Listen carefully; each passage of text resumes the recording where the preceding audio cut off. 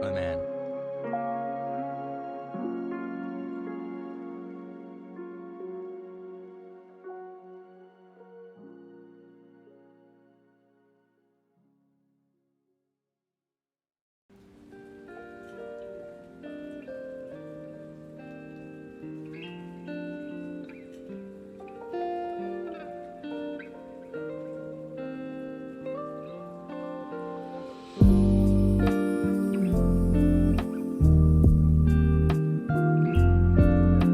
It's my wife's second boyfriend's birthday today and all four of us love watching Hasan. Chat, can you tell my wife's second boyfriend Big J happy birthday? My wife, her first boyfriend, her second boyfriend, and myself would great appreciate it. XQCL.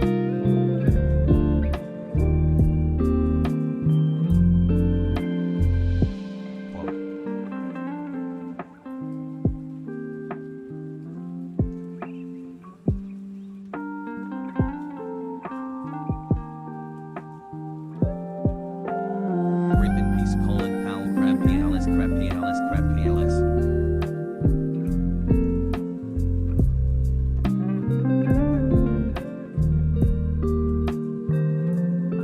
Hello chat, Hassel has hi.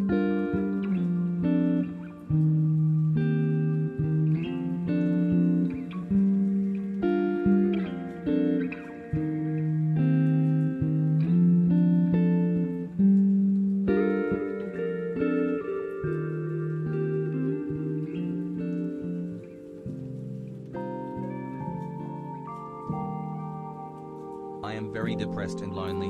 Thanks Chad and Hasan for being here for me parasocially and socially. Hassel.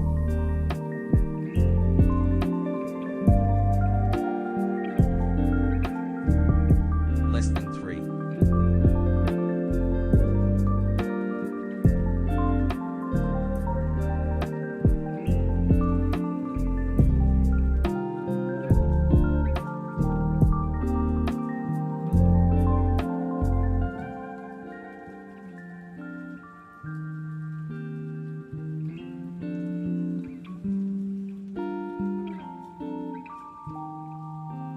One year sub pog crazy.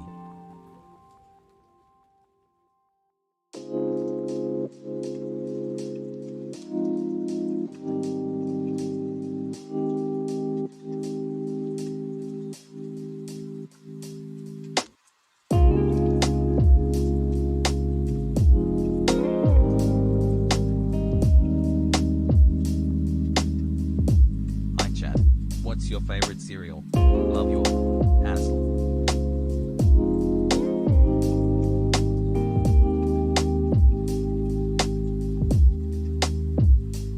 Hassel.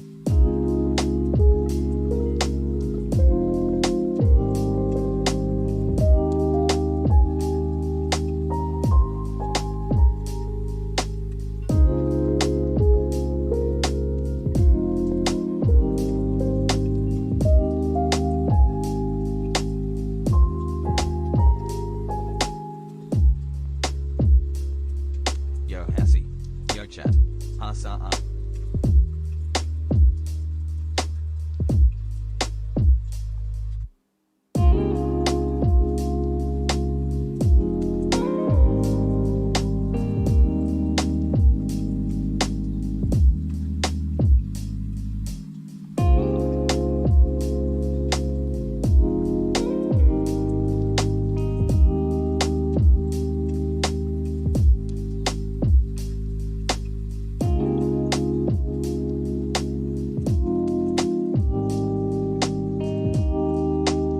Kendama love from Minnesota. Kendama players out here watching the best streamer.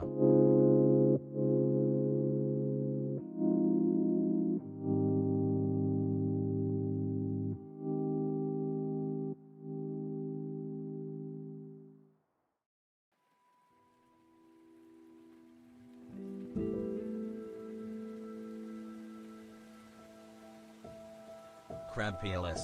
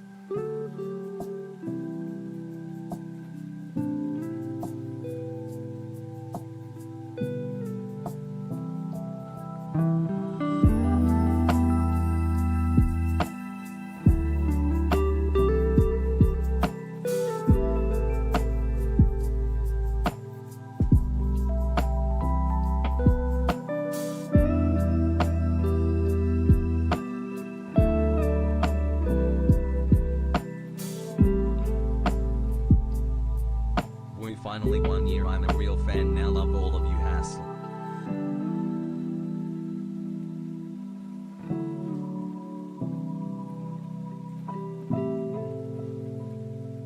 Vaccine proven ineffective for war criminals.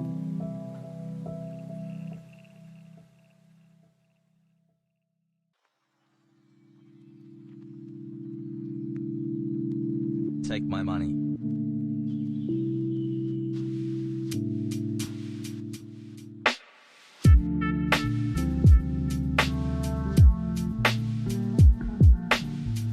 Hassle, hassle, hassle, hassle, hassle, hassle, hassle, hassle, hassle.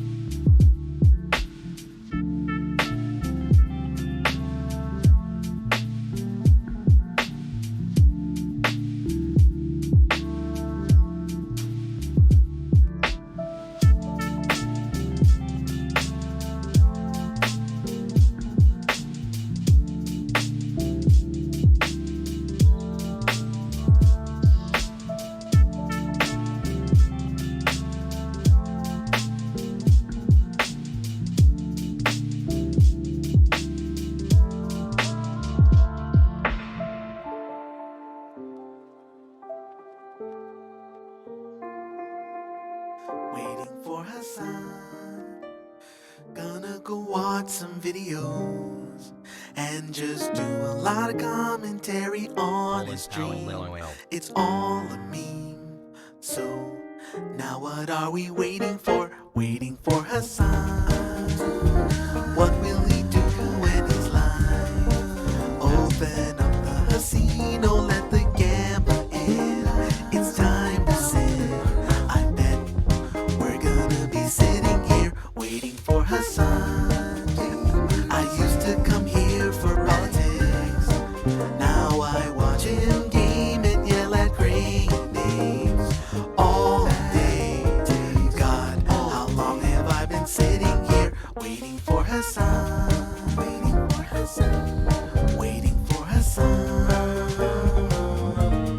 Waiting for Hasan.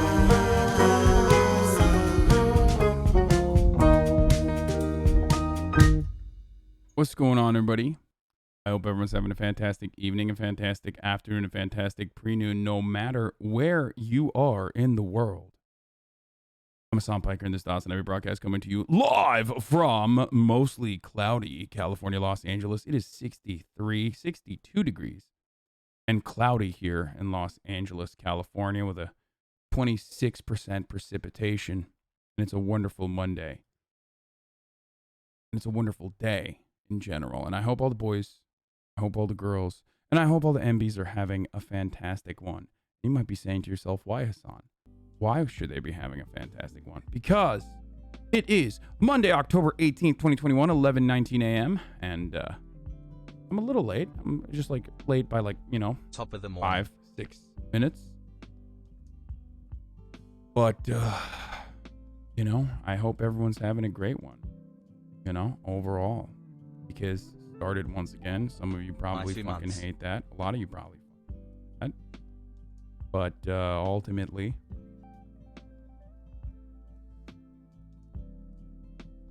it's a great day for me. I'm having a good one.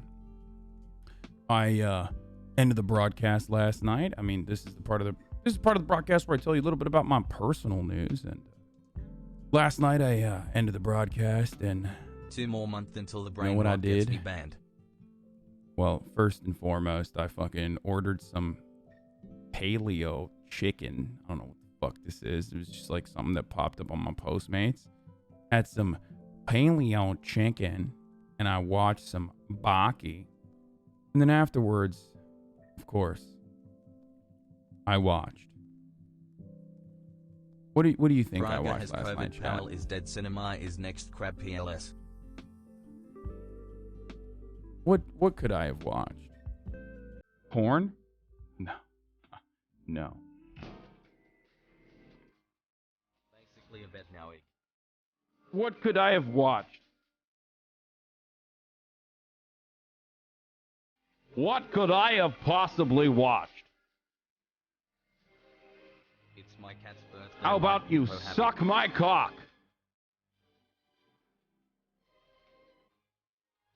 This is the greatest theme song of all time for any TV show out there. That's right. I watched Succession, Season 3, Episode 1.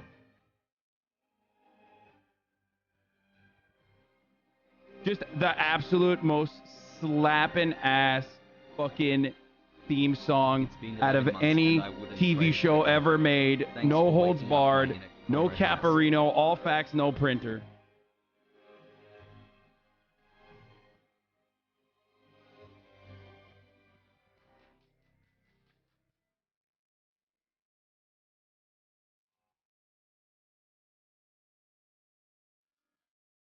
The funny thing about Succession is that it's literally a fucking burden. Sparkling heart. To watch. Like, season 1 has a lot of slow moments. Season 2 has an even larger quantity of slow moments. But overall, it's so fucking good. I don't know how else to describe it. It's like, I love the show. I'm a fan of the show. It covers one of my favorite concepts, one of my favorite subjects of all time, and that is, of course, fail sons. Billionaire fail sons. So, you know, really, really fucking good. Really good show overall. Bad take. There's nothing boring or slow about the show.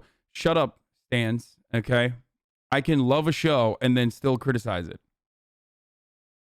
The intro composer breaks the whole thing down. Great. It's just, it's one of my favorite theme songs of all time. Straight up. It's such a good theme song. I mean, there's a lot of memes around it too. Was it Electric Lemon? Is that what his name is? I can't say his last name, but like he did a theme song for fucking Succession. Yeah, Demi Adept Juyigbe. Oh, here it is. This is Which way folk are going to argue, and then whoever's best is going to win a kiss from daddy. All the rich white folk are going to argue, and then whoever's best is going to win a kiss from daddy. Who will get I mean, this is literally.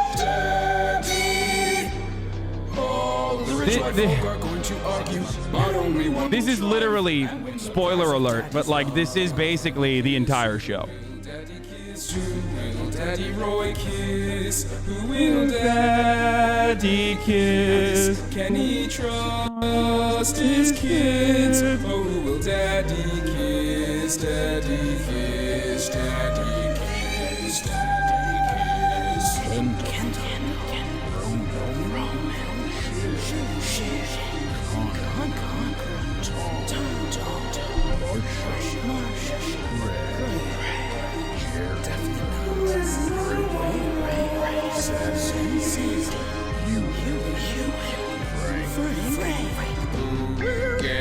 Daddy's kiss. All the rich white folk are going to argue, and then whoever's best is going to win a kiss from daddy. All the rich white folk are going Spoiler alert, rich white kids just looking for constant approval for the millionaire daddy.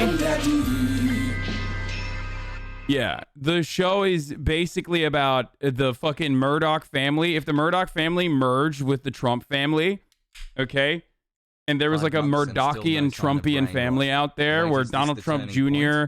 was like going against going against Ivanka. Like quite literally, the show is if the Murdoch family's like profession and like and business was run by the fucking Trumps, okay?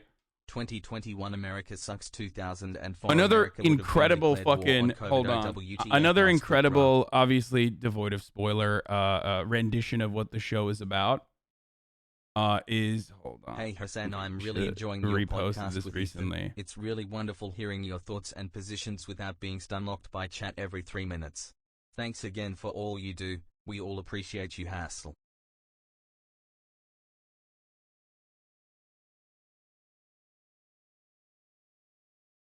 Is this? Hold on. I gotta show this to you. It's the Daddy's Candy bit, which is so I love that. Yep.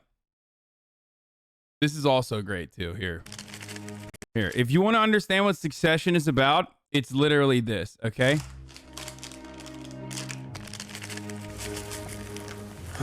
Happy Monday, Hasan. Hey, Dad, I want some M&Ms. Fuck you. God damn it. These are my M&Ms. God damn it. Fuck off. now you go fuck off. Okay. God damn it. Fuck you. I see that. Now imagine if the M&Ms were a multi-billion-dollar media conglomerate that also happens to own cruise liners like cruise ships. Right, okay. Shiv,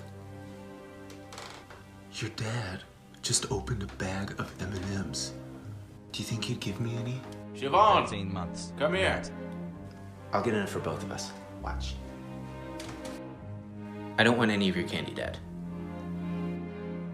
Not even my M&Ms? Wait. Love you, boss. Is this real? Hold out your hand. Fuck you. Fuck off. God damn it. Jesus Christ. Thanks for all that you do. You have helped Hey, Dad. radicalize me and starting Can I have to some meet my M&Ms? friends. Fuck off. Okay. Logan, in my village, there was a man. He keep all the candy for himself. Until one day they find him dead. He choked on a piece of 6 candy. months, let's go. Enjoy your M&Ms. Mr. Roy, I'm sorry to bother you. I noticed that you have some M&Ms, and I have for the 5 months. very low blood sugar, and I'm feeling kind of faint. It's not serious, but I could pass out and hit my head and die. I love how tall cousin Greg is so tall. Fuck off, Greg. Oh, okay. Fuck off, Greg. Come here. Oh, this part's the best. Come on, Twitter video. Don't fuck me right now. Come on, god damn it. Twitter video 9 months. fucking doesn't work. Still want some of my M&Ms? Yeah, Then put this on. okay. Now you wear that hat, and you never forget that you'll never be anything more than Daddy's #1 candy baby. So fuck off for good. God damn it! I bought these M&Ms with my own fucking money. Candy's for daddies, not for little babies. Candy's for daddies, not for little fucking babies. Oh, man. Is this the guy from Trillionaire Mindset? I guess someone was saying that Cody has a podcast with them or something, which is pretty cool. Anyway, moment of truth when? Moment of truth in a little bit. I'm going to have Alex Press, who wrote about the IATSE strike for none other than the CIA-backed, military-industrial complex-backed, the Gray Lady, the paper of record, the New York Times. So I'm going to have Alex Press on to talk about the IATSE strike at 1 p.m. You're sounding like Chris Wallace. I know. There's a lot of news to cover today, so we're just going to get right into it because it's fucking Monday, and I'm feeling pretty good right now. Let's see how long that lasts. Alex Press, followed by moment of truth, definition of whiplash. Yes. Moment of truth. I don't know if anybody found the episode, the uncovered the Thanks secret to Comrade episode, Bezos, I dusted can off watch the your tomes. beautiful face. But we're definitely going to talk about that. Obviously, there's a lot of labor activity going on in the world. There's so much talk. There's so much talk about. So without further ado, I'm gonna fucking blast off right now. Daycare is open, and it's Monday, and there's so much news. Colin Powell died of COVID. Dennis Prager got COVID. Has flex. Lots of labor activity all around. Going to talk to Alex Press, in parentheses CIA, later about IATSE. Rank and file. What up, boys? Dissatisfaction. Is that a word? Dissatisfaction? Or did I just make that up? Or should I just say disappointment?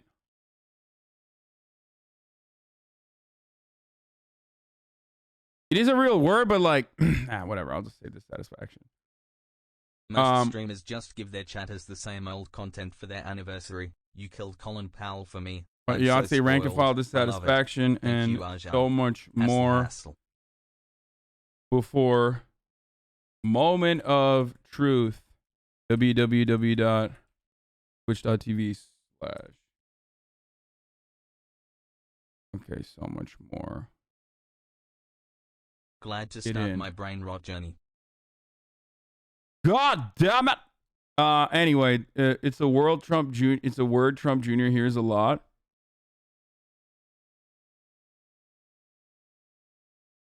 Breaking news, please cover.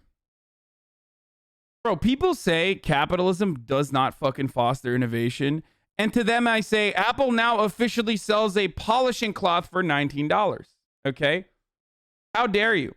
How dare you, a fucking loser, dumb, doesn't understand capitalist neoliberal grindset, Sigma grindset, say things like capitalism has not fostered any innovation. Me, I show you that that's not true by showing you this. Yee. Dude, okay, I'm stealing I'm yoinking an okay buddy meme. Okay, boom! It's out. 12 months spog. When do I get my script for dipshit takes? I thought I found an episode on some sketchy torrent websites last night, but when I opened them up, they were just exceptionally freaky Jav films from the early 90s. I also heard it's not even the wildest one since 2 lives are ruined as opposed to many. Just say you are a broke boy and move on. I don't complain about your Gucci belt and Supreme tees. That's right, dude. I am a bit of a broke boy. Stanky leg. Okay? Well, fuck you. Anyway, we're gonna get this money up, boys. You know, it's fucking Monday. We're gonna get this fucking money up, dude. We're gonna get this cake up. We're gonna get this paper. You dirty boy, my back hurts. Happy 10 months. Keep it up, Okay? my guy.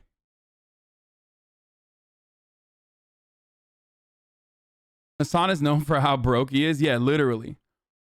Dude, did they include in the box of the Pro Display XDR? That's pretty nice of them. What?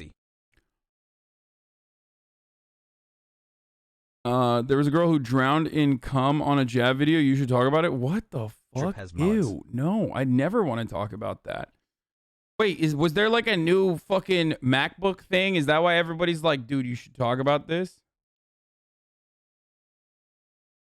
What is 26 this? months of Dude, I think I'm going to ban people sending me TikToks. Like, I've never clicked on a TikTok with the exception of like cute girls being like, oh my God, Hasan is so hot.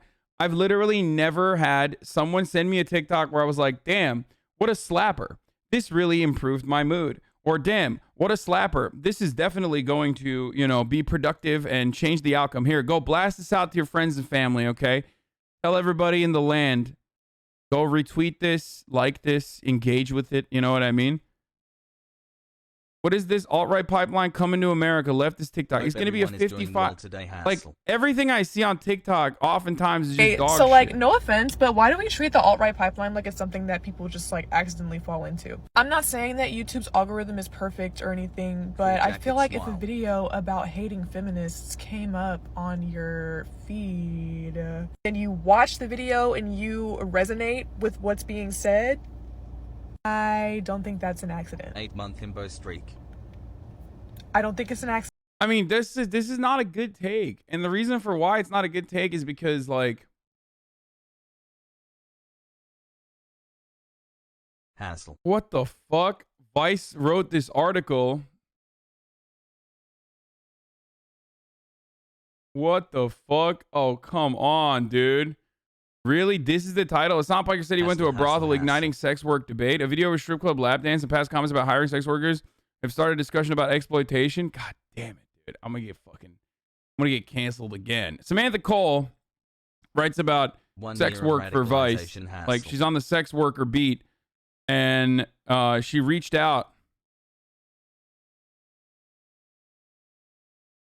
on Thursday. Prager tweeted a video from inside of a strip club where a young man wearing one of his t-shirts gets a lap dance. Shay, a dancer working at that club. Okay, well, before the alt-right pipeline, we're going to talk about this, I guess. Oh, I try to do the right thing all the time. My birthday and yesterday. just like Birthday, literally fucking nonstop get cucked. Ay. Okay. ADHD Andy, I know. Okay, let's see what this was about. What the fuck? Exploitation and SE? What is SE?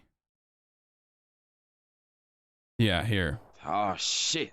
Here we go again. There we go, dude.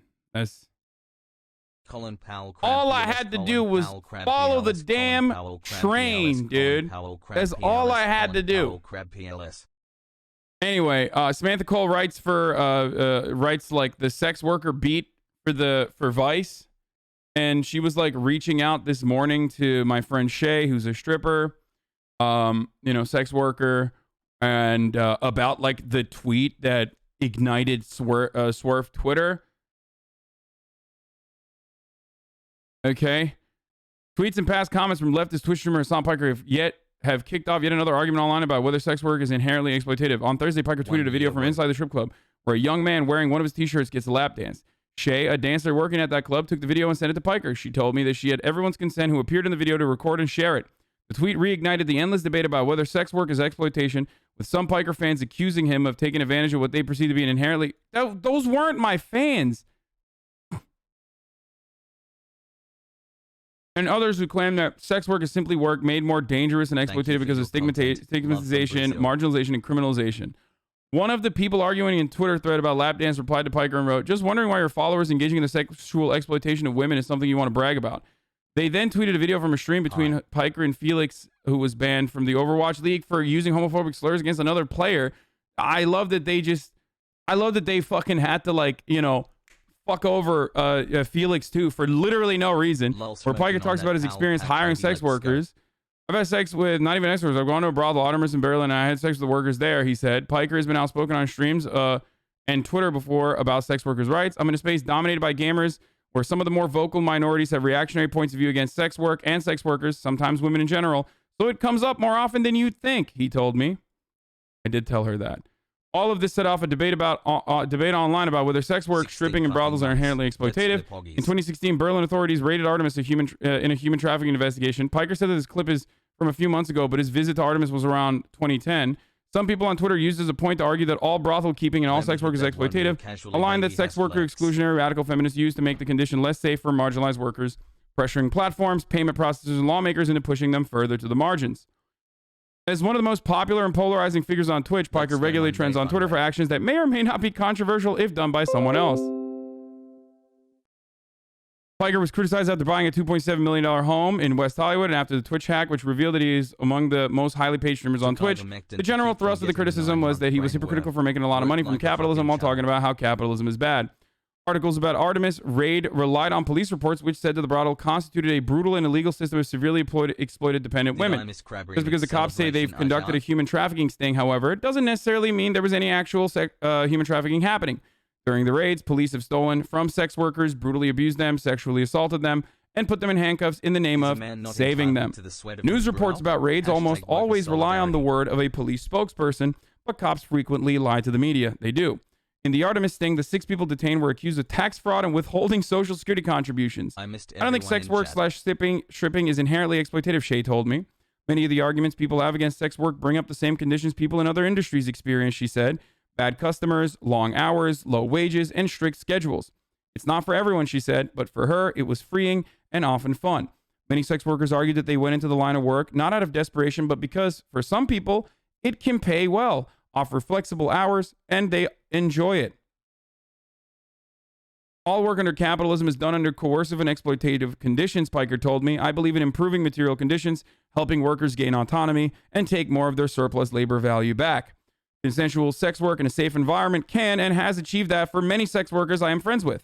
However, anti-sex work takes, especially those that conflate all sex work with sex trafficking, create an unsafe space for those who would like to do sex work. Decriminalization of sex work and ending the vilification of sex workers, he said, could make it easier to find those who are actually harming people in the industry. Of course, there are crappy customers, but that comes with any industry. The difference is, if I have problems, I can either leave or my management and security have my back and the customer is thrown out, Shea said. I go to work, get paid to entertain people, talk with them, and have drinks with them, and I go home. People just have this preconceived notion of what a strip club is like and what strippers are like, and it seems we're either victims or dirty whores undeserving of love. Shea fucking was spitting on this article, okay? She was just like, I wish people on both sides would see we're just normal people going to work like everybody else. Piker added that legislation like the Fight Online Sex Trafficking Act has made it harder for sex workers to avoid the kind of abusive situations that people are talking about now. These are some of the most marginalized people on the planet for creating something many love and enjoy, he said. I shouldn't speak for them, but as someone who watches porn and is friends with many sex workers, as someone who cares about workers, it would be hypocritical of me not to defend them. Sex work is real work. It's it. That's a good, overall, it's a pretty good article. Beta. I'm confused. This article criticizing Hasan. No, it's a classic situation where it's like the title of it is like kind of spicy, but they always do this. Every fucking outlet does this, dude. I mean, what are you gonna do? You know, it's just, it is what it is. Capitalism is when $19 polishing cloth. Hasan Bree sparks debate on breathing and his ableism against people with no lungs. Yeah. Yeah, editors usually write the title. Oftentimes the people who write like the article don't have an input on it, but every title fucks you over, holy shit. Yeah, it sucks. Why do they have to drag Felix into this? Because that's just how media is, dude. It's so sad that like they always reduce people to their worst moments. You know what I mean? At HasanAbi, it's our 1 year. When do I get to start having bad takes?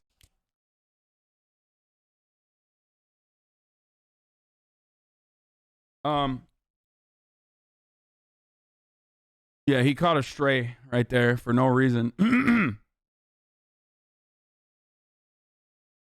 You're so lucky your relatives live in Turkey as a brown dude. This headline would have me excommunicated. First of all, Turkey literally has legalized prostitution. There are government-run brothels, bro. So, like, the sex work culture in Turkey is very different. Obviously, there's a fuckload of misogyny. I mean, there are. It's hyper-patriarchal.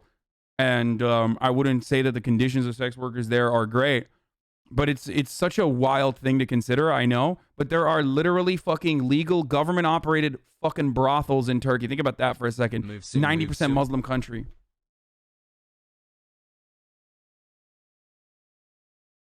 Anyway, hey, could you not get into a controversy for like a week, bro? I can't not.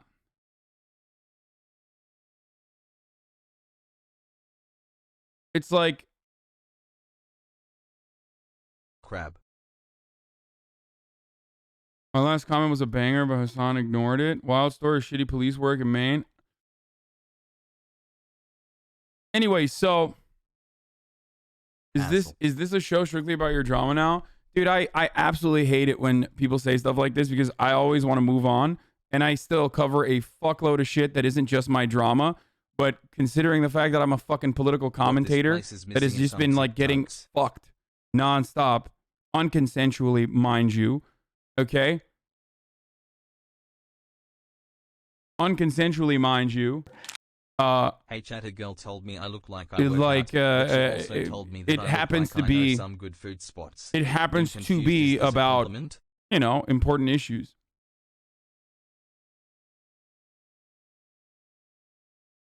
Our third trimester hassle.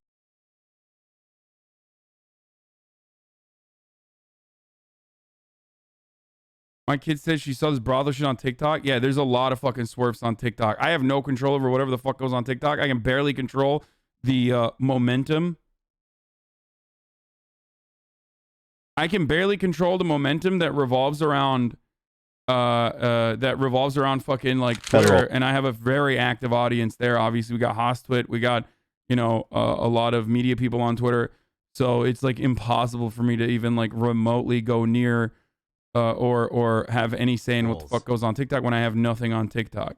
Federal funding much higher, and well, this is kind of like COVID-related decline in state budgets. I don't know what the fuck that one means, but There you go. It means that I think like the coffers were emptied out in red states because people just didn't have enough income to pay taxes, or because a lot of the people that made Why do horses make God terrible damn, that senators? was fucking dope. They are too one note. Can you please play Whenever Crab Congress Rave tries about to pass a law, Powell so I can get they some always serotonin vote before I no. go back to my homework? Please, no pressure. Yeah, we'll do that in a second. What's the brand on your jacket? This? It's Carhartt. It's like a classic.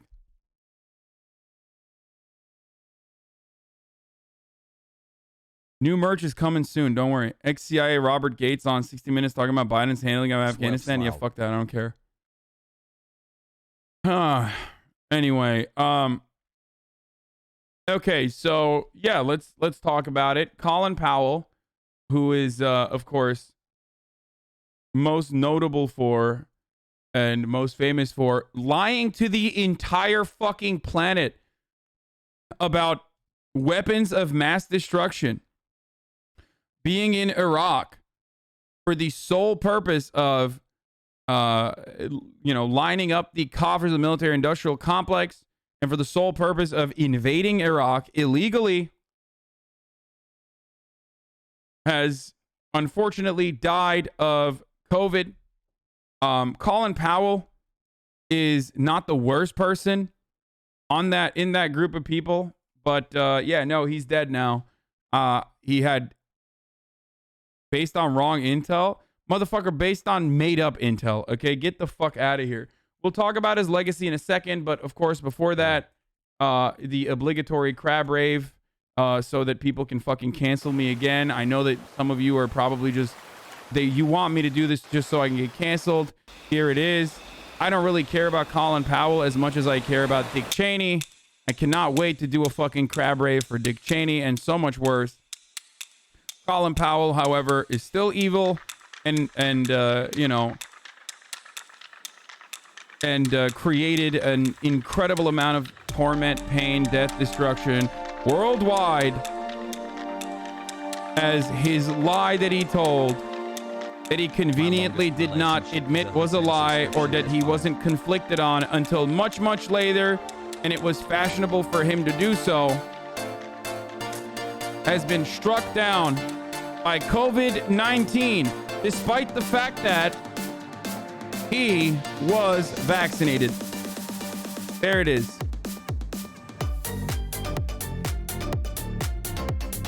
I'm gonna keep up this crab ray video for a little bit in a second, and you will find out why.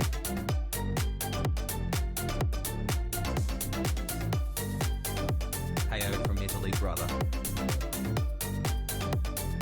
A question I once again have on this issue is that why couldn't it be Dick Cheney? 9 months. Why couldn't it be Let the George brain W. rot Bush? take me. Why couldn't it be Henry Kissinger? And the reason for why I say this is because despite the fact that he is also a war criminal, warmonger, horrible person that has led to whose actions have led to endless amount of death and destruction, Colin Powell was like literally the one dude there in that group that was like, oh man, I feel kind of bad about it. Because the other motherfuckers still are like, nah, that shit was dope. Like, that was literally fucking sick. I love dead Iraqi children. Like, that was tight, actually. So, Colin Powell taught us we could be directly responsible for the deaths of 500,000 people and liberals will still love you. It's easy for you to shit on him as a Twitch streamer, but when was the last time you helped mass murder, destabilize an entire region and war crimes? Try to walk a mile in his blood-soaked shoes, Hasan. Yeah, that's right. Don't celebrate anyone's death regardless of their supposed evil, immoral actions. Yeah, shut the fuck up, dude. Okay? Yeah, I mean, welcome to the HasanAbi broadcast.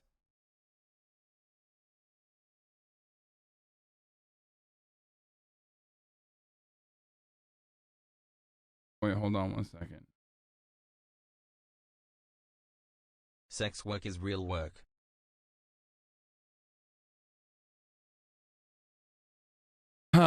Anyway, wasn't he told to lie by the Bush team? Who cares, bro? What the fuck do you mean?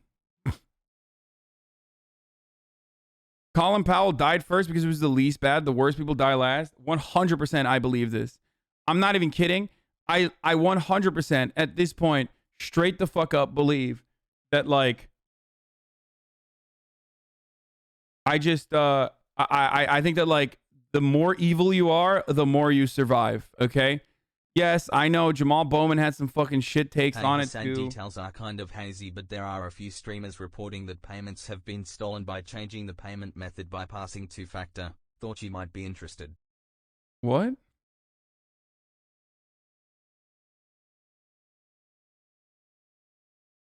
Details are kind of hazy? What the fuck? Okay, I mean, I'll look into it, but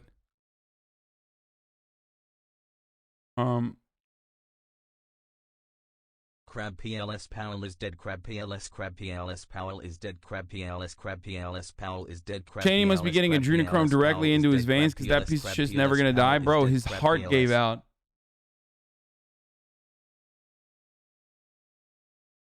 Oh, what the fuck? Stavros says, RIP to Colin Powell, an American hero. Here he is showing everyone his favorite snack, a tiny vial of cum, which you would often be seen enjoying all over the Pentagon.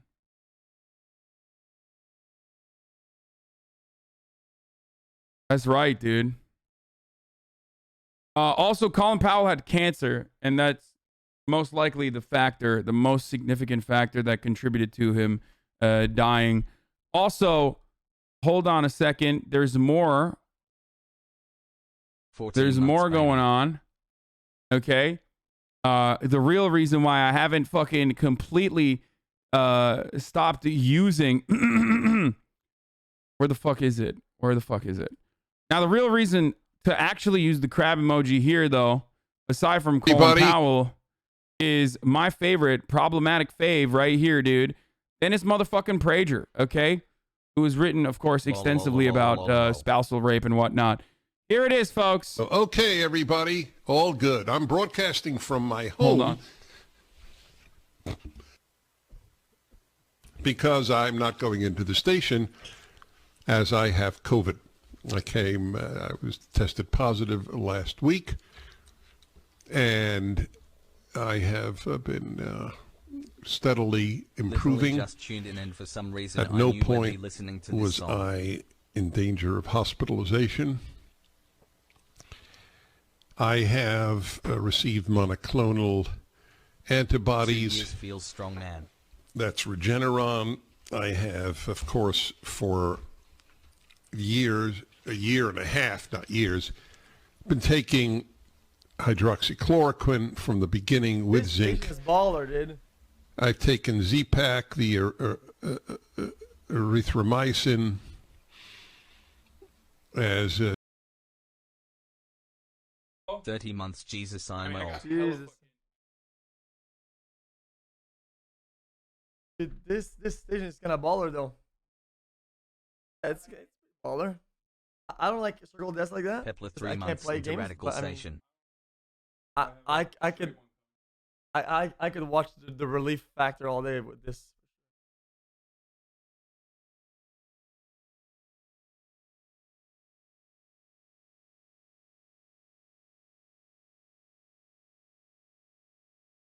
Oh no, we got a bunch of stuff to do. What is? Do people know about this? Jesus Christ. How this sussy.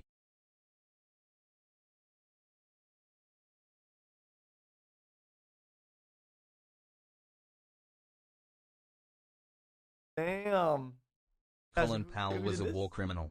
Why shouldn't we celebrate the death of a mass murderer? Oh no, the noise gate. Rage.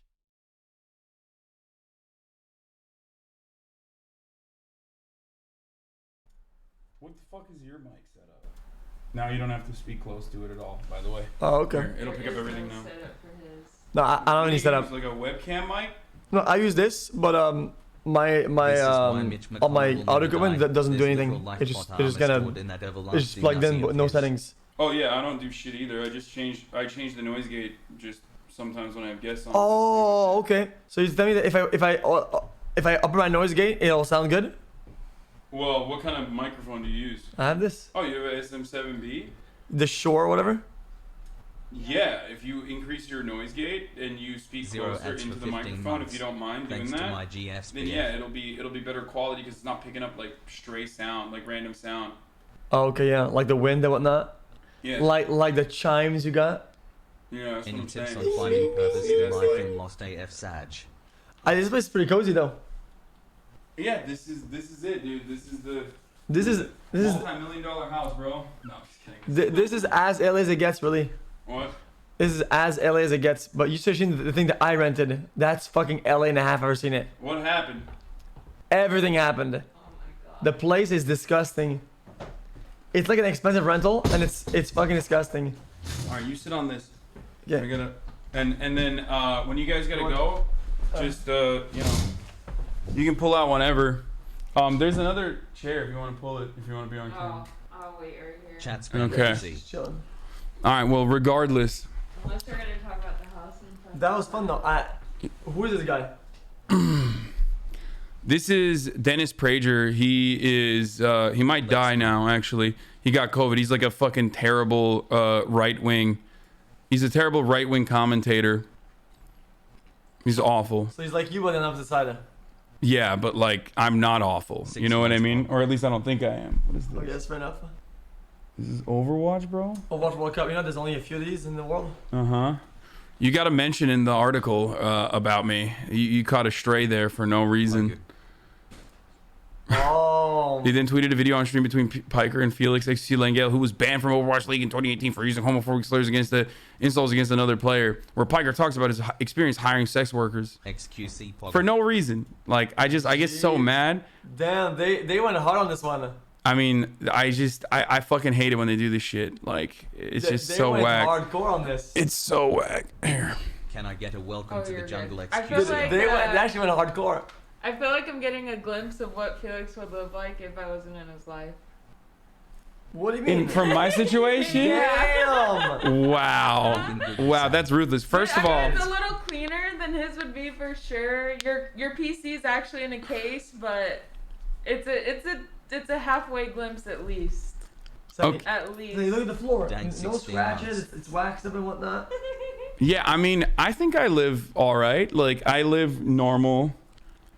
Like I got a normal. This is very much giving me his first apartment vibes. Oh, to be fair though, Very this much. used to be way more cozy. I just took all this stuff out and moved it into my house. Oh, okay. So that's why. And the house is a mess too right now because there's like it's like stuff everywhere.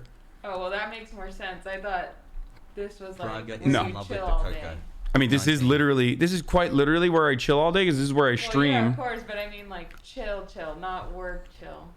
No, not right now. That's where all this stuff is empty and different now because I've been moving. God. I just on the boxes behind you. Yeah, that's my PO box address.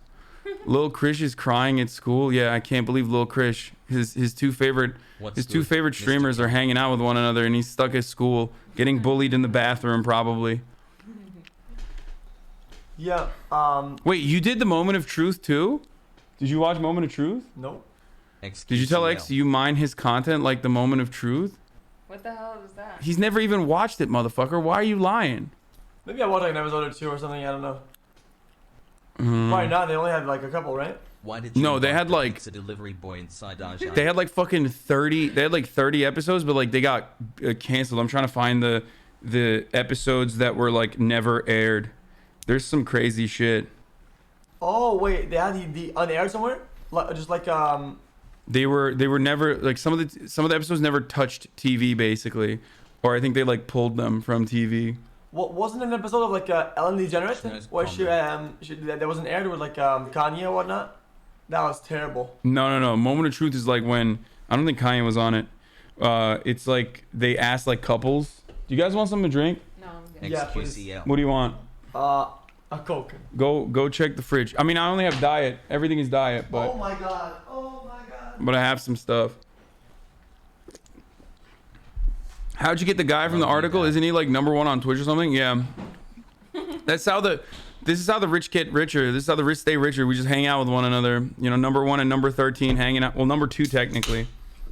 It's a 0 sugar diet Mountain Dew. It's very good though.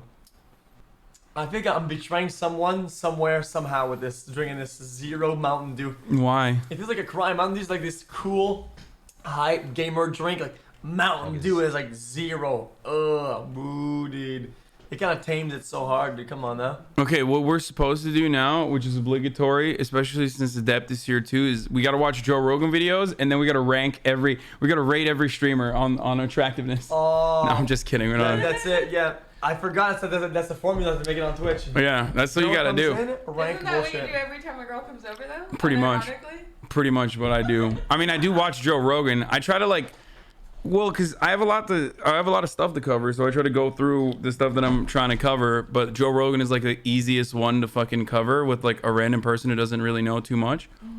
You know? So you just default to it. Yeah. See, he wakes up and he has content already lined up. Mm-hmm. And then people literally they have to line up content because they have to do the news, right? And then he covers Just the news. watch the latest H3. Why do you have 2 super webcams stoked though? for the next episode. That's usually for when I have like when I'm doing an interview on stream, so the guests can see me as well. But that one's like fucking broken right now, I think. So it kind of sucks. Otherwise, you have to use OBS virtual camera and whatnot. Yeah, it sucks. Well, I mean, the easiest thing to do is just shut off your camera and then reopen it in Discord.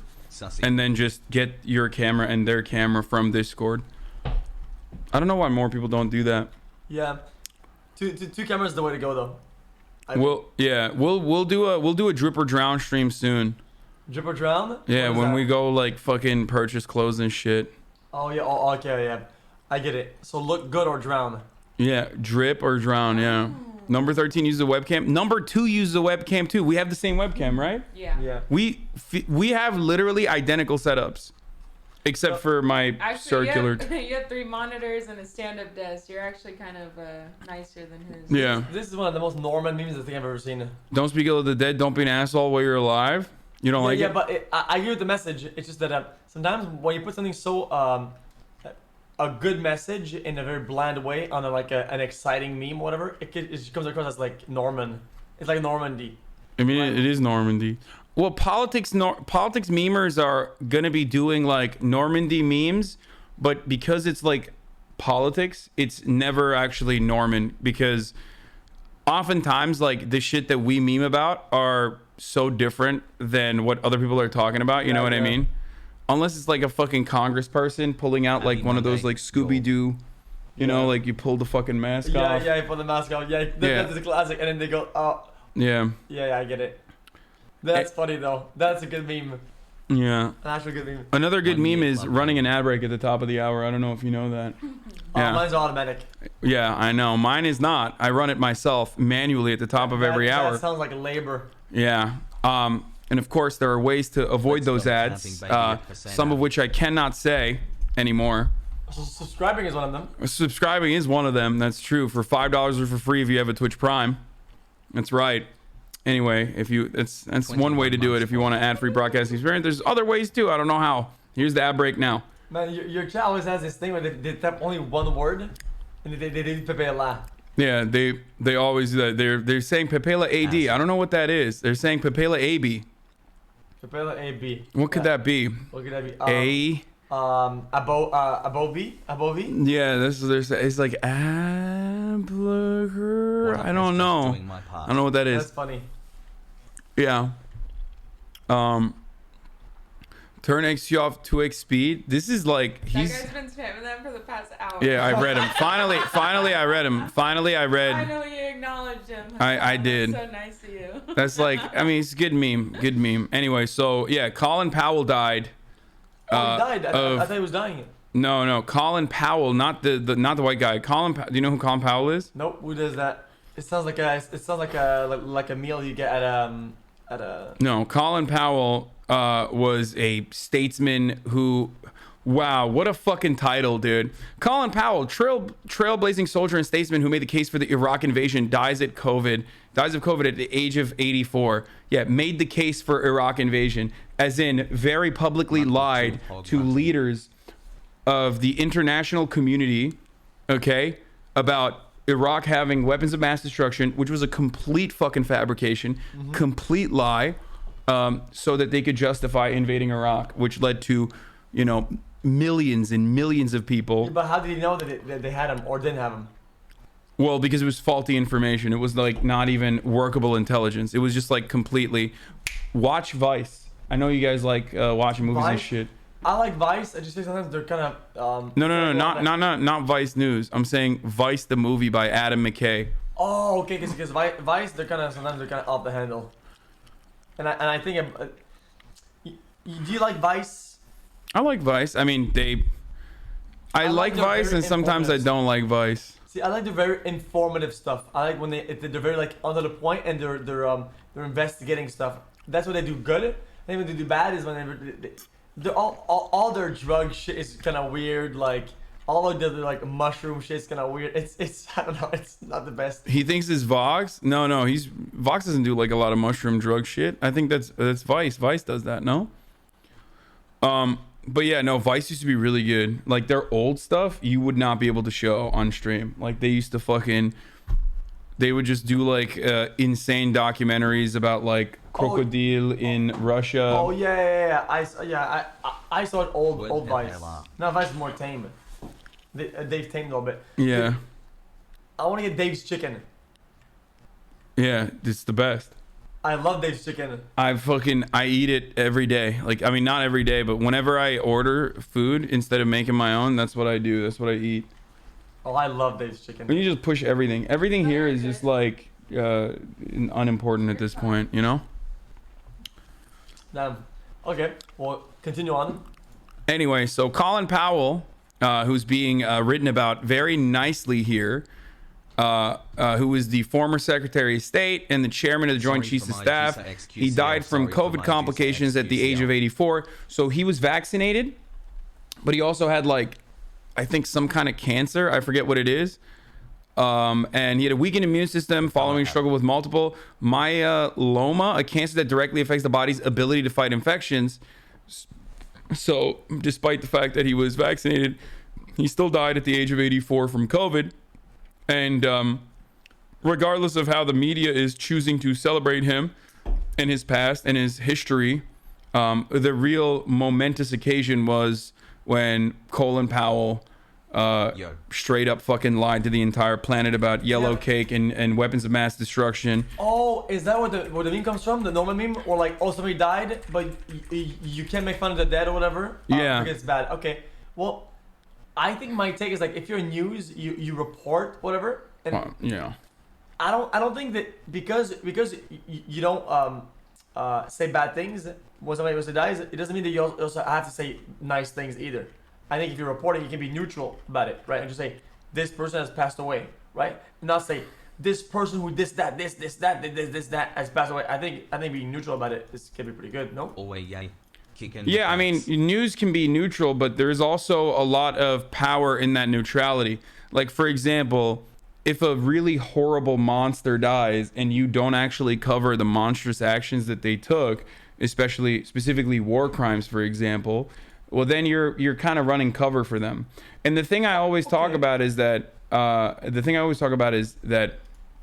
people regularly do this for people in positions of power. Fuck, I hate these like. Okay, how about this? How about that? How about this? Here. Let's say, right, that this has happened to me, right? And you could say boom, boom, boom, boom, and then you'd be like neutral, and you say who was known for his controversy, and controversy is in blue, right? And then you would click on it, and it would link to the things, the articles, whatever, that are these things. But you don't have to slam it in there. How many people have you murdered? How many deaths and destruction are you responsible for? Well, none. But exactly. You have a reference that leads to that. But other than that, you can just say like the bad things and blue, and then you click, and then there's articles or whatever. But I think on it is kind of weird, regardless of who it is. I think on it, you know, like I think you're a Twitch streamer, so obviously when it comes to like Twitch streamers, or when it comes to like regular entertainers or whatnot, unless they've done like horrifying things, remembering them and like remembering them in a positive light is fine. But if it's like someone who is monstrous, like George H.W. Bush or monstrous like Donald Rumsfeld, who was also responsible for a lot of the death and destruction in Iraq, for example. Well, what about someone like Michael Jackson? Someone like Michael Jackson? That's a good question. I have no good answer for that one because that's like super controversial, but also incredibly important figure. Ultimately, I care about the politics of it. Like I care about the political people, and not necessarily like celebrities. I don't give a shit about. Yeah, okay, but I understand that you know the extent of the damage of this person, and then you can quantify whatever it's justified or not to be like that. I just like sometimes people go through hoops. As long as things don't go, I'm like a very, I need to stop doing that. I'm a very slippery slope person. I think very slippery slope. So whenever I think, oh, somebody did that, then they open the doors for everybody to do it, and not everybody does it like across the board, you know. But if something is really, really bad, I guess you can kind of like declare what they did, and if it's bad, it's bad. You know, you can't really sugarcoat it, right? Yeah. Can you text me the Wi-Fi? Look, no, look behind the router. Just like don't unplug me though. You don't say. Yeah, that would be terrible, but it's there. Okay. Continue on to watching whatever.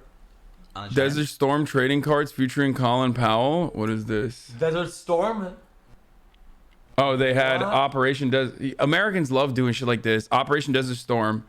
They had trading cards. Dude, these should be NFT'd. Yeah, they switched it over, and that's another fucking monstrous villain that can't believe he just survived.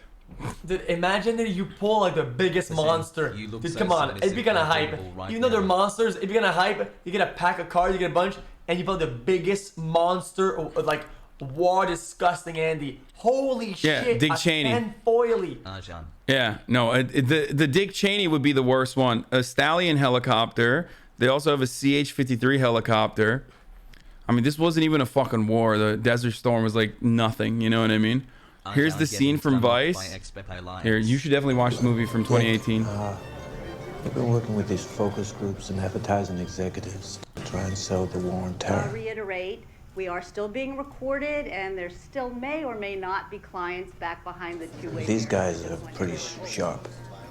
Go on. There's a problem. The results show that people are confused. You all support the president. Dude, how fucking insane is that that's Christian Bale? What, it is? Yeah, dude. I mean, he was so fucking good. You had Steve Carell. He's Dick Cheney. This entire movie is about how like Dick Cheney basically fucking nearly damn near single-handedly fucking caused the Iraq war. That's why I'm saying. And it's like all accurate real life events that they're basically recreating. Yeah, vice president, past vice president under the George W. Bush administration. Doesn't he have his head carved out of stone in the park thing? Did he? I don't know. I mean, maybe. No. You know, like X is giving off happy. There's a place where there's big stones and they have carved presidents or whatever. Where is that at? Oh, Mount Rushmore. No, dude. Dick Cheney is a vice president. He's not on Mount Rushmore. No. No, there have been no new presidents on Mount Rushmore. That's funny. Jesus, okay. Here. You hate terrorism. So they're literally trying, they're focus group testing what kind of message would be better received by the broader American public if they were to go to war in Iraq. Interesting. Right now, they're already in Afghanistan, and they're trying to sell the war in Iraq. They're literally like getting together, and they're saying like, how do we fucking get Americans to get excited about going to war in another country? I have a question. Why do they care what the public thinks? Can they just do whatever they want? That's kind of what they do most of the time, isn't it? Well, do whatever they want?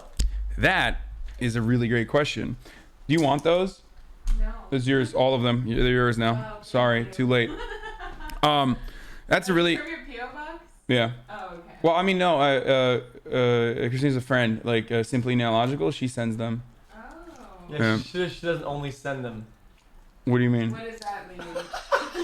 What? No. It's not like that. Wow, that's another Canadian that you're disparaging right now. Oh shit. Yeah, exactly. And who works with the Canadian government? You're going to jail, dude. Oh Jesus. Yeah, she works with. I'm not going home. Yeah, she does statistical analysis for like the Canadian government. Oh shit. Oh. Yep. Yep. Jail for you, dude. Yeah, that's right, dude. Anyway, what was I saying? Oh, so that's a good question. So that is the main difference between a country like the United States of America or Western neoliberal democracies and a country like, for example, China. A country like China, in a lot of these circumstances, is operating in what we understand as authoritarian. So what that means is they're just like, we're going to go to war here, we're going to go to war there, and they basically unilaterally decide, and the public doesn't really have a say on it. There's really no mechanism outside of like outright revolution or something like that to be able to combat a system like that. In a country like a Western neoliberal state like the United States, they still have an authoritarian attitude, especially as it pertains to like going to war, or especially as it pertains to shit like this, right? They still are going to do it regardless, but they try to sell you on it. So they try to like massage the idea that like, you came up with it, you know? Like, come on, this is a good idea. You came up with it. You democratically decided that this is good, right? Makes sense. So that's the main difference. Okay, but what if people are mad? What do they do? They're gonna protest. They're gonna get mad. And they did. And they did. What do you do though?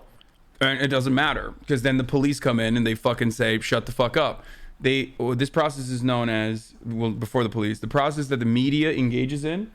And like the New York Times is responsible for this as well, like advancing the lie and not being skeptical, is called manufacturing consent. Okay. Yeah. No, I'm trying. Your mom said it. Manufacturing consent. Yeah. Oops. Yeah. Interesting. What's up, fam? Can you mute it real quick? Sure.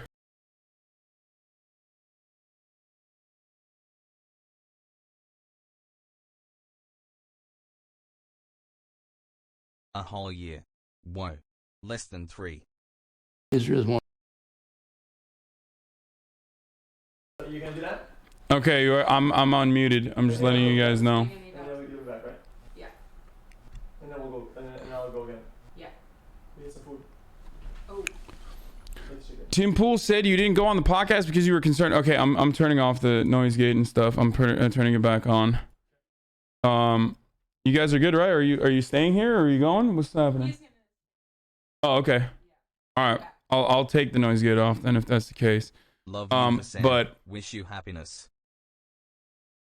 So the person who asked that question, the Just Curious Andy, first and foremost, Tim Pool asked me to do this before there were vaccines that are readily fucking available.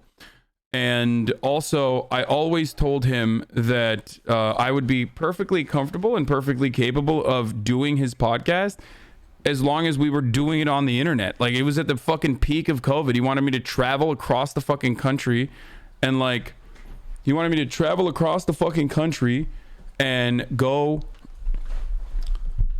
and fucking go over to his, to where God knows wherever his fucking studio is to debate him. Like, I find that to be a ridiculous demand or a ridiculous request when there were other alternatives available. You know what I mean?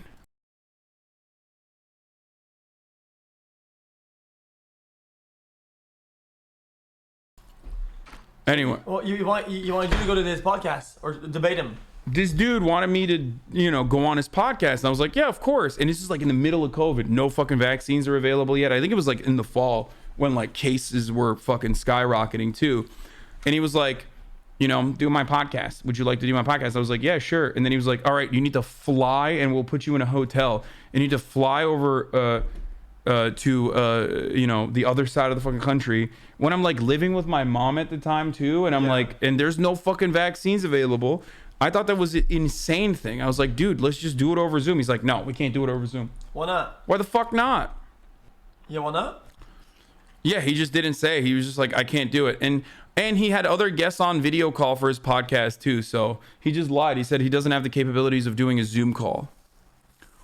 Wait, and who's this guy? JC? No. JC is just curious. We make fun of people who always say just curious because people love saying like, oh, what's da-da-da-da-da, just curious.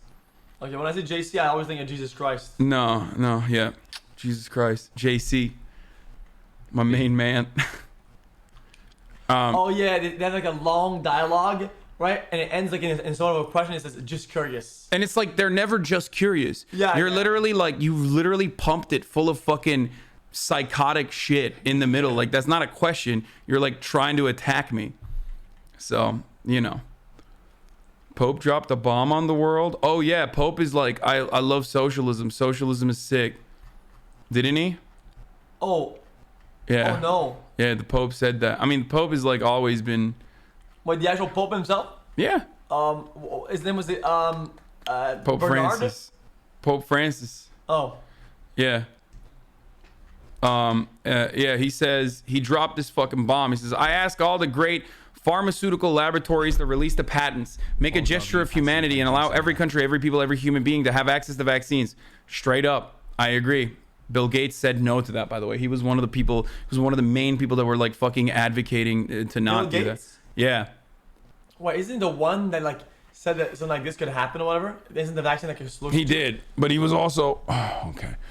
He was the guy who definitely, oh fuck. Do you have like issues with your fucking camera? Oh, sometimes. Not focusing. Wait, are you good? Well,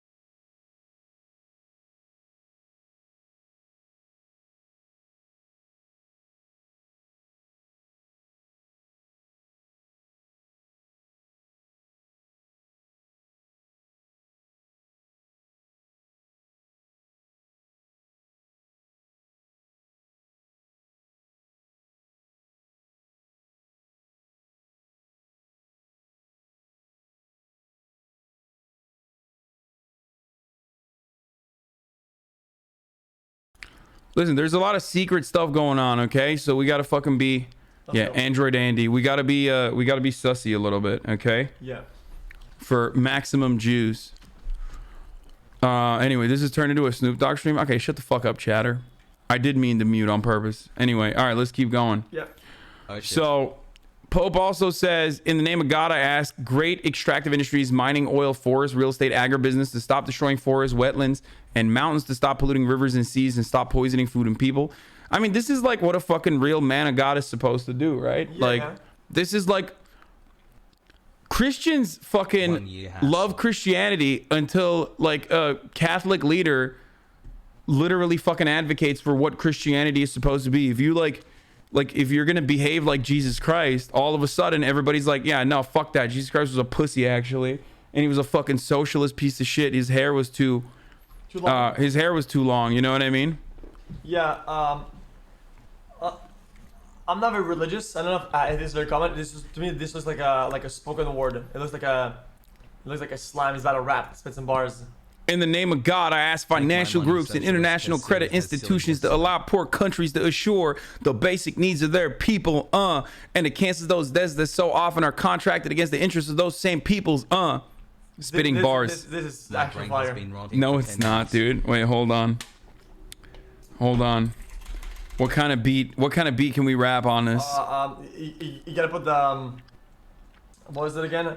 Like Shook Ones Part 1 or whatever. That's crazy. This is like some Logic shit, dude. Like this is literally.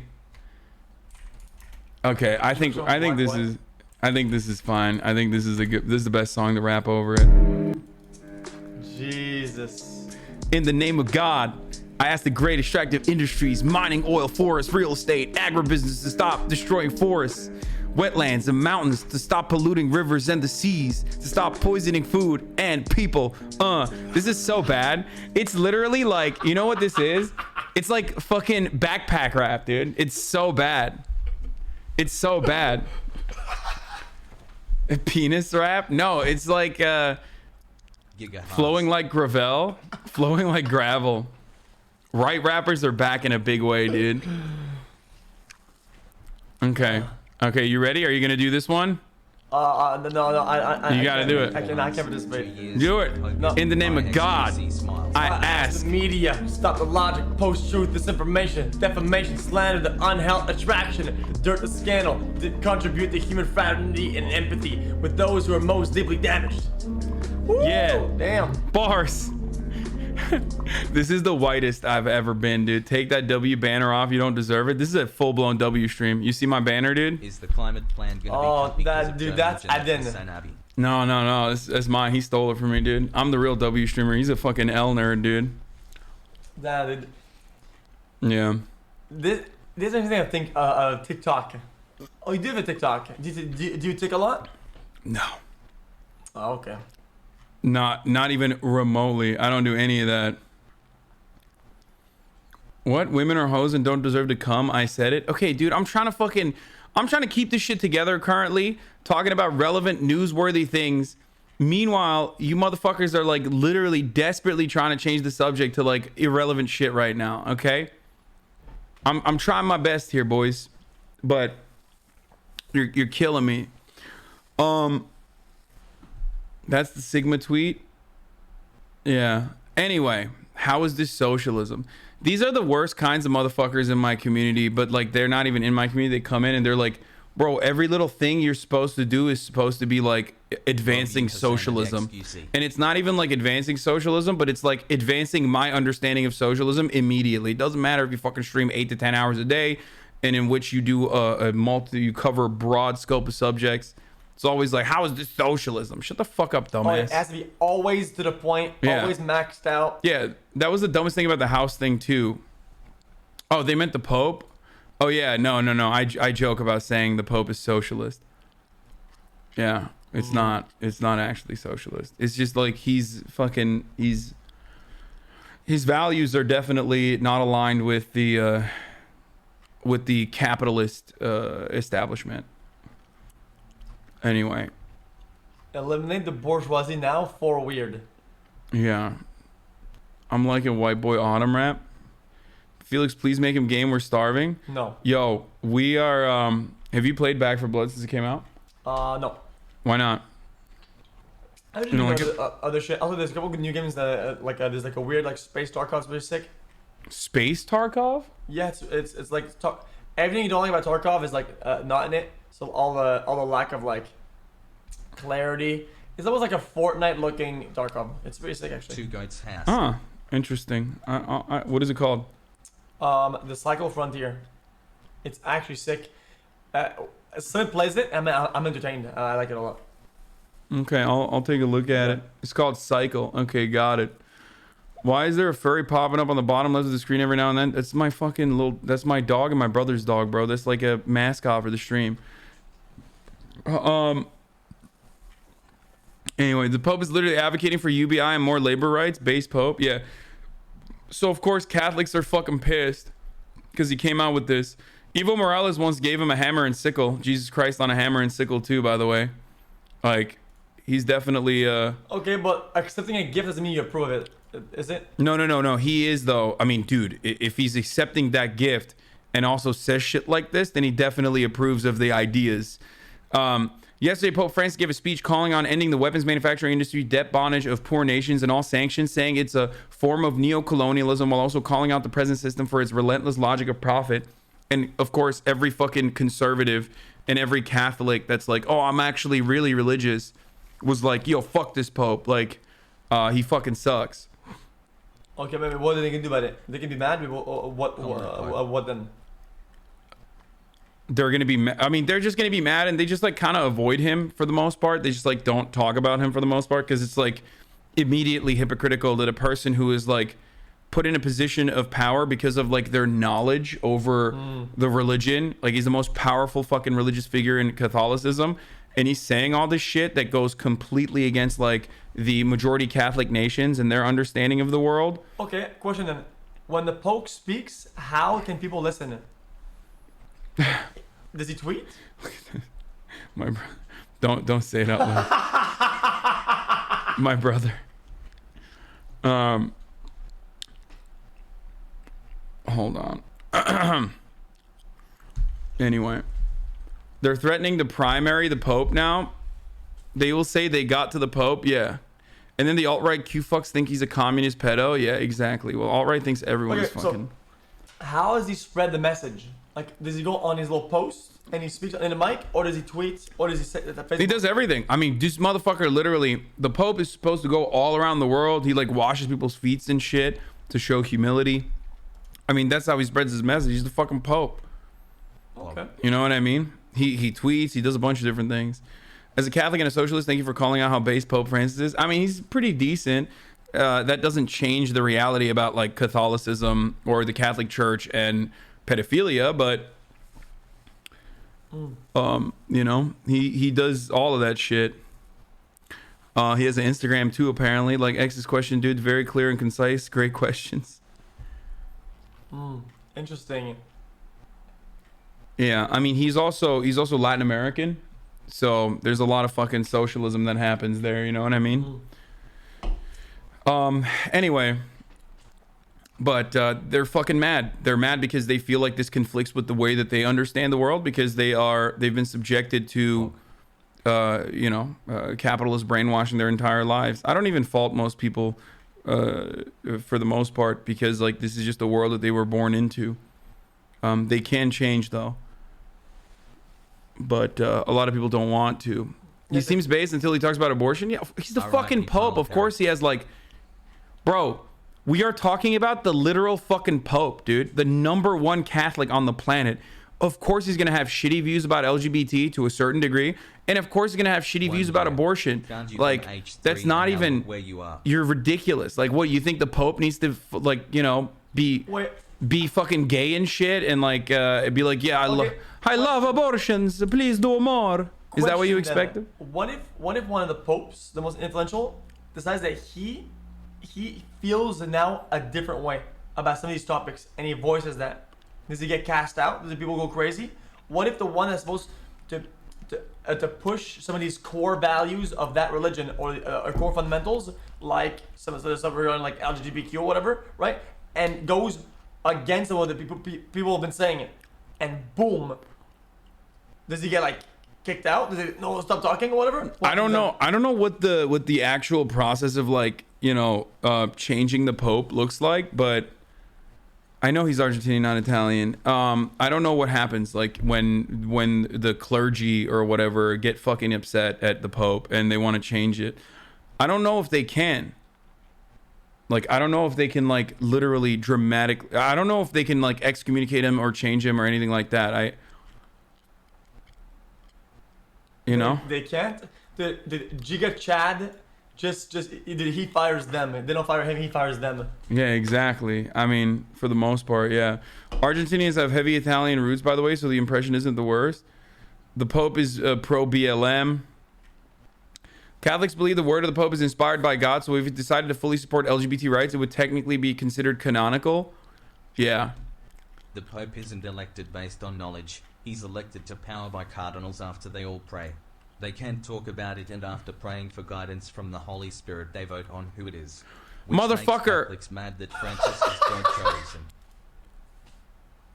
Okay, okay, but like the group of individuals that they're picking the fucking Pope from are like the most knowledgeable people about the religion. Okay, so like it makes it even worse because like God fucking chose him, but ultimately it's literally like that's the #1 guy, dude. He's God's #1 guy. Like, you know, just like Kanye said, God is my bestie, you know, and that's what the Pope says. Yep. Yeah. And then he looks at his backyard and he thinks he sees Messi, you know? The most knowledgeable about touching children, tilt him XQC. No, he's been asking good questions. The Popes have all had to grind for rank 1 all season. Yeah. That's right. New Great Schism Part 2, baby. Let's go. Apparently he can be removed from his position, I guess. Dude, I don't really care about the fucking choosing the Pope shit. It's confusing for me because in French, Messi means Messiah. Felix with the backwards cap gonna make me act up. Give me a little kiss for So 12 it's But he is a Messiah. Oh, okay. Wait, can you put... Hold on 1 second.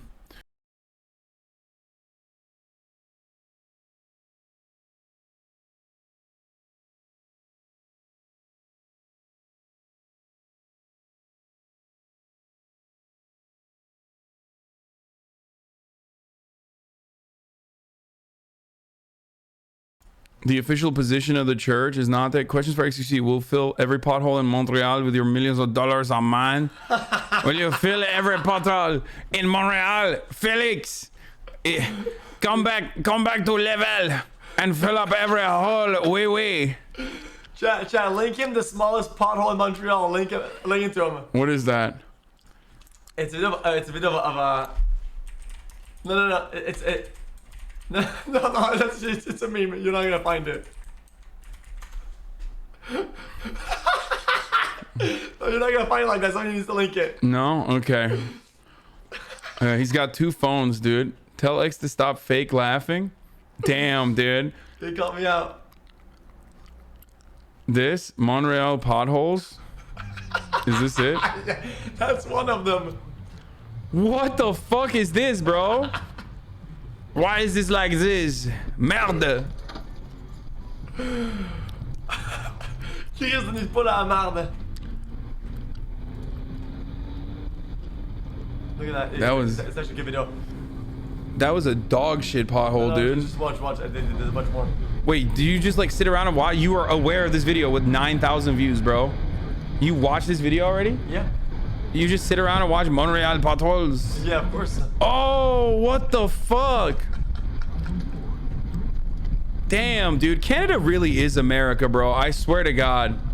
Like, I mean, it literally is in the continent, but like... How crazy that last dono was. I was just saying why Catholics get so mad.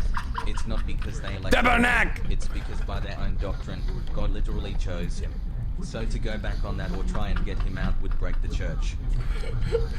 Chat, leave the one with the whole cars in it.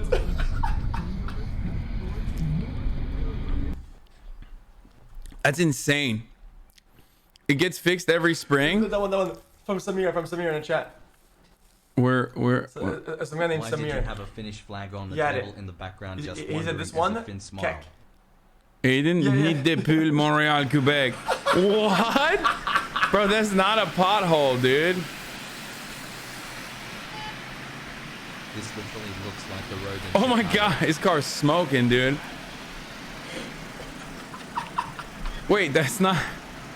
Bro, this is not a pothole. This is like a sinkhole at that point. You know what I mean? That's like a different thing. That's the meme, is that the potholes are so bad they're all sinkholes. Why is it so bad? Why don't you guys fucking like have better... The roads are not built properly, and also this problem with construction is it's controlled by the mob. Oh, to be fair, snow and ice are murder the roads. Jesus, dude.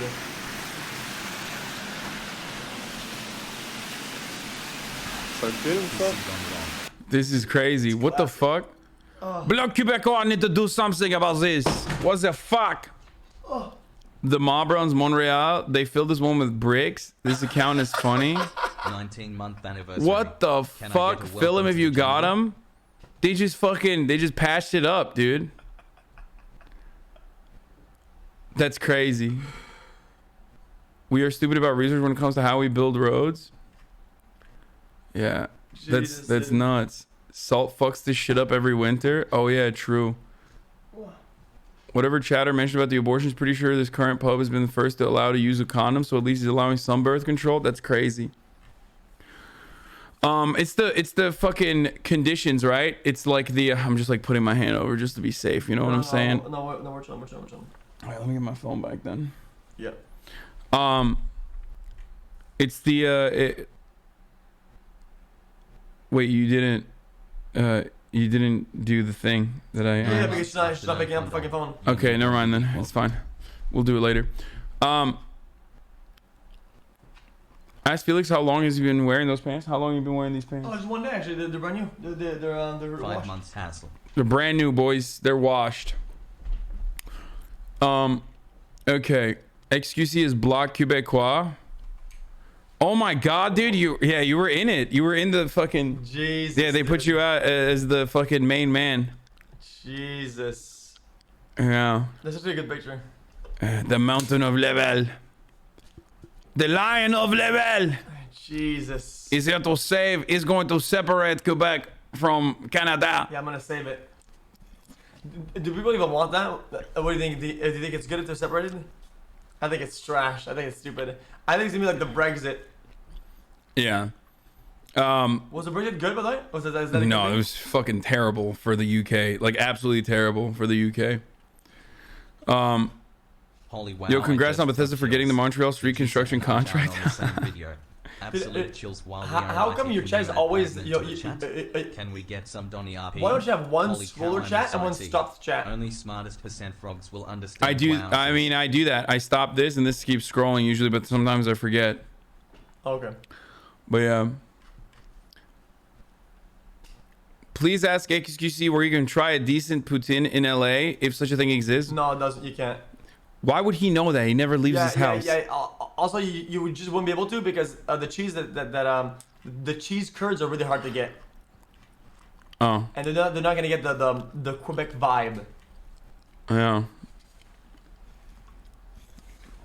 There are no label province in LA. What? Yeah. It's a store called it's a fast food place called La Belle Province. It means- La Belle Province. It means the you know, the nice province, which is Quebec. The you know, and they make poutine, and what a poutine really needs is not love, it's carelessness. That's what. Okay, we're gonna talk about this.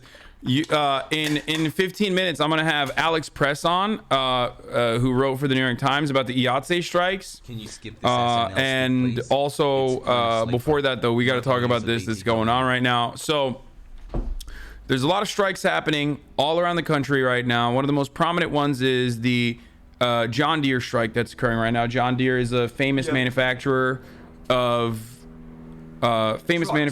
trucks and equipment that people need for farmers. And apparently the strike has been going on. They have like reasonable demands, but during that process, the John Deere Corporation, the bosses, have tried to engage in strike breaking and continue manufacturing the product, right? So one thing they that strike though?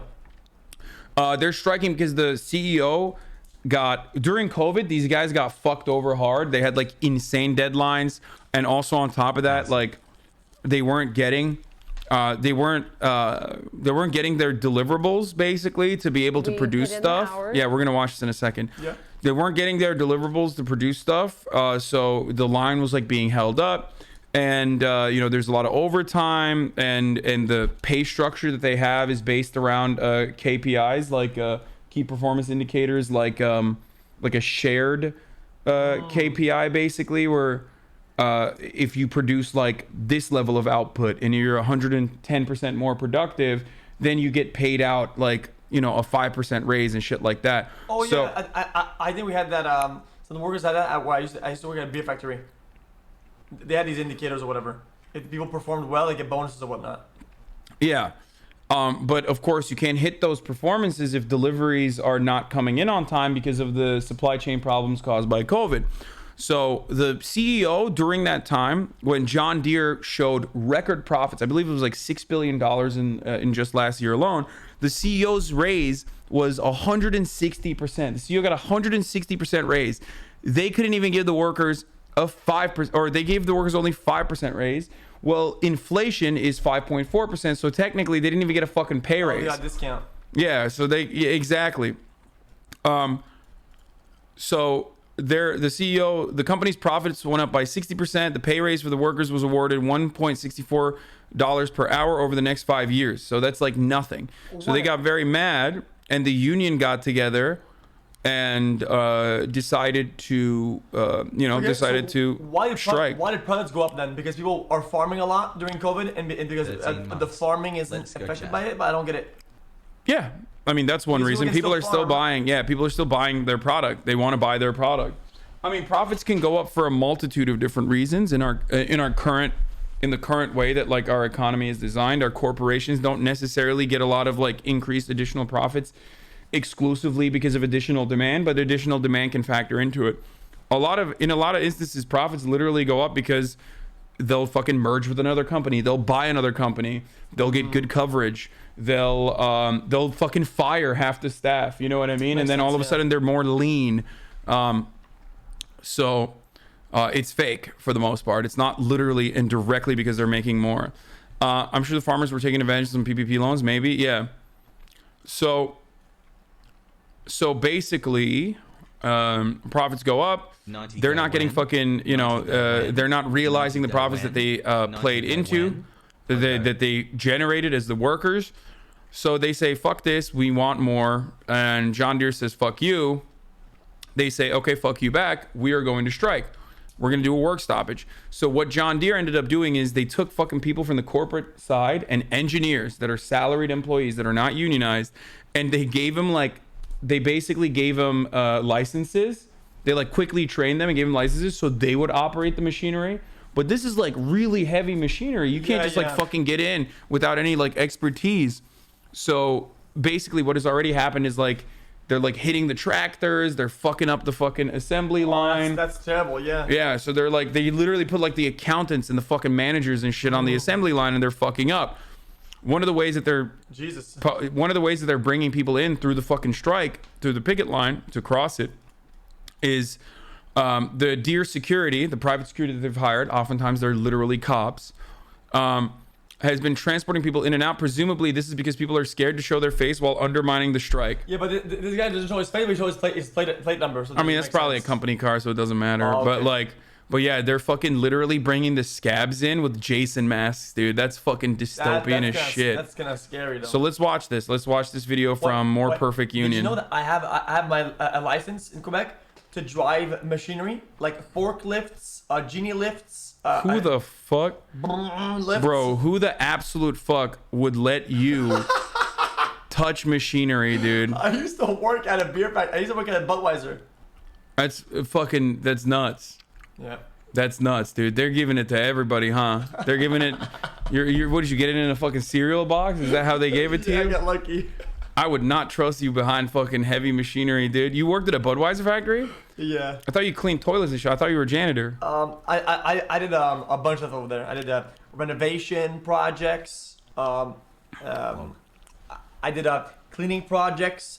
I did filter changing projects and a janitor a lot. That's pretty tight that you were forklift certified. Yeah. That's dope. And also the genie lifts also. You know the big one at the ground, and then it's like a big machine on the ground that moves, and then there's a big arm in it. Right? It's called a genie lift, so I can say. How do you spell it? A genie, like a genie. It comes out of a box. Oh, oh, that? Oh yeah, it'd be like that. Did you want images? Yeah, that one. That one? Yeah. You know how to fucking move one of these things? They're really easy though. These are like toys. They have like 8 buttons and it's like back, forward. You just gotta know like what not to do. That's fucking sick, dude. That's actually pretty cool. Okay, well, but let's watch. Yeah, so we're gonna watch the 10,000 John Deere workers who are currently on strike right now before we move on to the IATSE strike and have Alex press on to talk about it. We make the product and they are making billions of dollars on our back. All these people have been in there during the whole COVID pandemic, coming to work and every day, with the potential of exposing themselves and their families, to this, but they came in and worked anyway. Do I see Deere and Company, kind of recognizing that and trying to reciprocate in any sort of way? No, I don't. John Deere makes $6 billion a year. They threw peanut shells on the floor and I was supposed to scoop them up. Well, guess what? My dad and me have carried this in 1986. We're back. We're union strong. We've got the community behind us.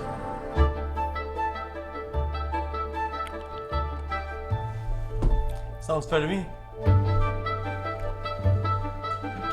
I've worked at John Deere for 19 years now. The reason why we're striking is, 1997 is when Deere divide and conquered. They made the 2-tier wage system where, new hires coming in after the 1st of October 1997, got paid less wages, didn't have health care after retirement, a pension, which is about 1/3 of our predecessors. And, we've basically been taking concessions from that point for the last 25 years. They keep coming back for more. It never stops. Once they got you on the run. They're projected to make between $5.7, $5.9 billion this year. Their third quarter reportings have it surpass the record-breaking year of 2013. CEO John May got a 160% raise. Look, I make $20.82, I think, an hour with the proposed contract that we voted down Sunday by 9 out of 10 people voted down. We sent a strong, clear message to John Deere that, you know, $1 raise an hour is not going to do much for me. I make $19.60 an hour as a welder. Wait, and these are unionized?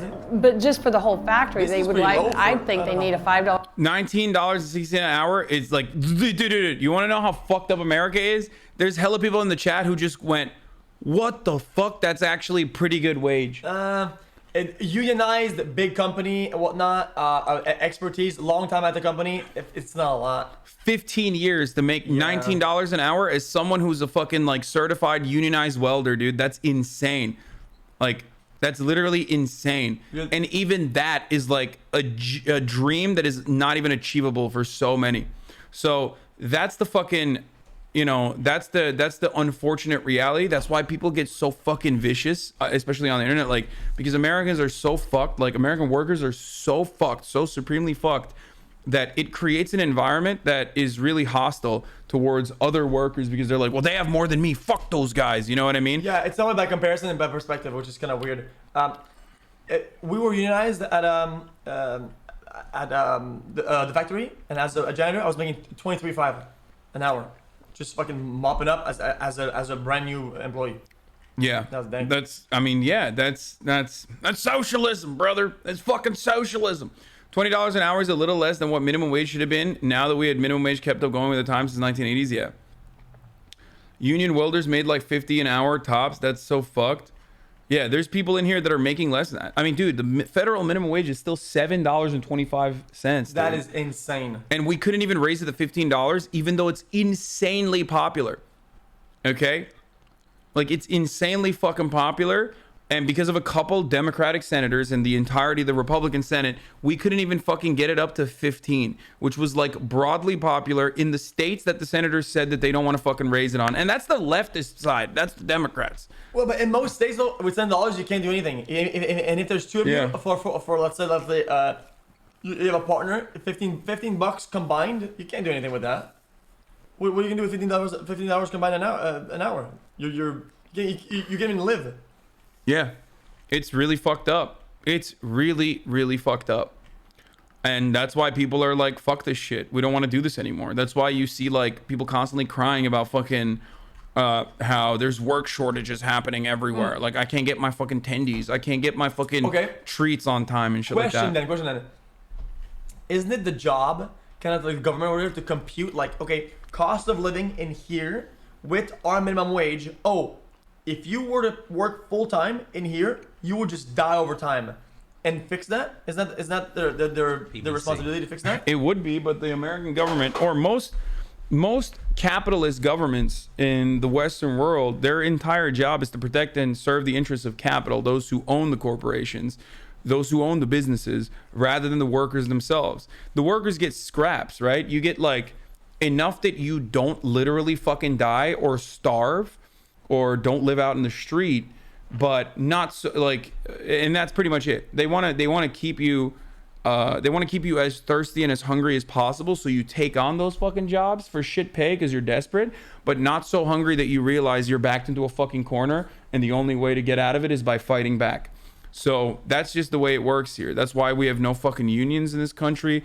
Only 10% of our workforce is unionized. We don't have collective bargaining agreements that protect the entirety of the industry. It's really fucked up. Squid Game at Deere, yeah, they literally are pulling a fucking Squid Game right now. $1 raise across the board just for the fact that we can go to a fast food place and make as much money and not wear our bodies down.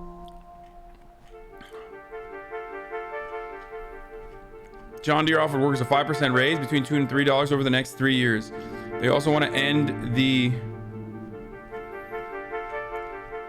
their autumn factory. Wait, hold on. Where it's comfortable and I make decent money.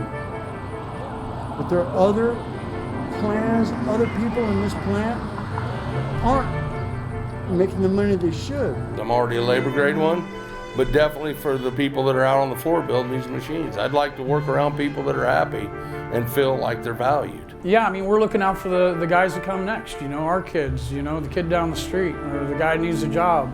You know, we have to look out for the people, you know, that come here in the future. My grandpa, my dad, uncles, aunts, I have family members on both sides of the fence. It's no longer about, are my employees happy to be here? Do they feel compensated? Do they feel like their benefits support them? So I mean, that's for me, that's part of this fight. You know, Walter Reuther, one of my favorite quotes of his was that the UAW doesn't want a bigger piece of the pie. We want a bigger pie. We want it to be bigger, and we want there to be more out there for everybody, not just ourselves. That's what we're really truly fighting for. The reason we want to look for the future is because of this little boy right here. This is my grandson, Aiden, and he looks at that factory with admiration and joy that his grandmother works for John Deere, and that might be his job one day. And I don't want to ruin something that would potentially be my grandson's.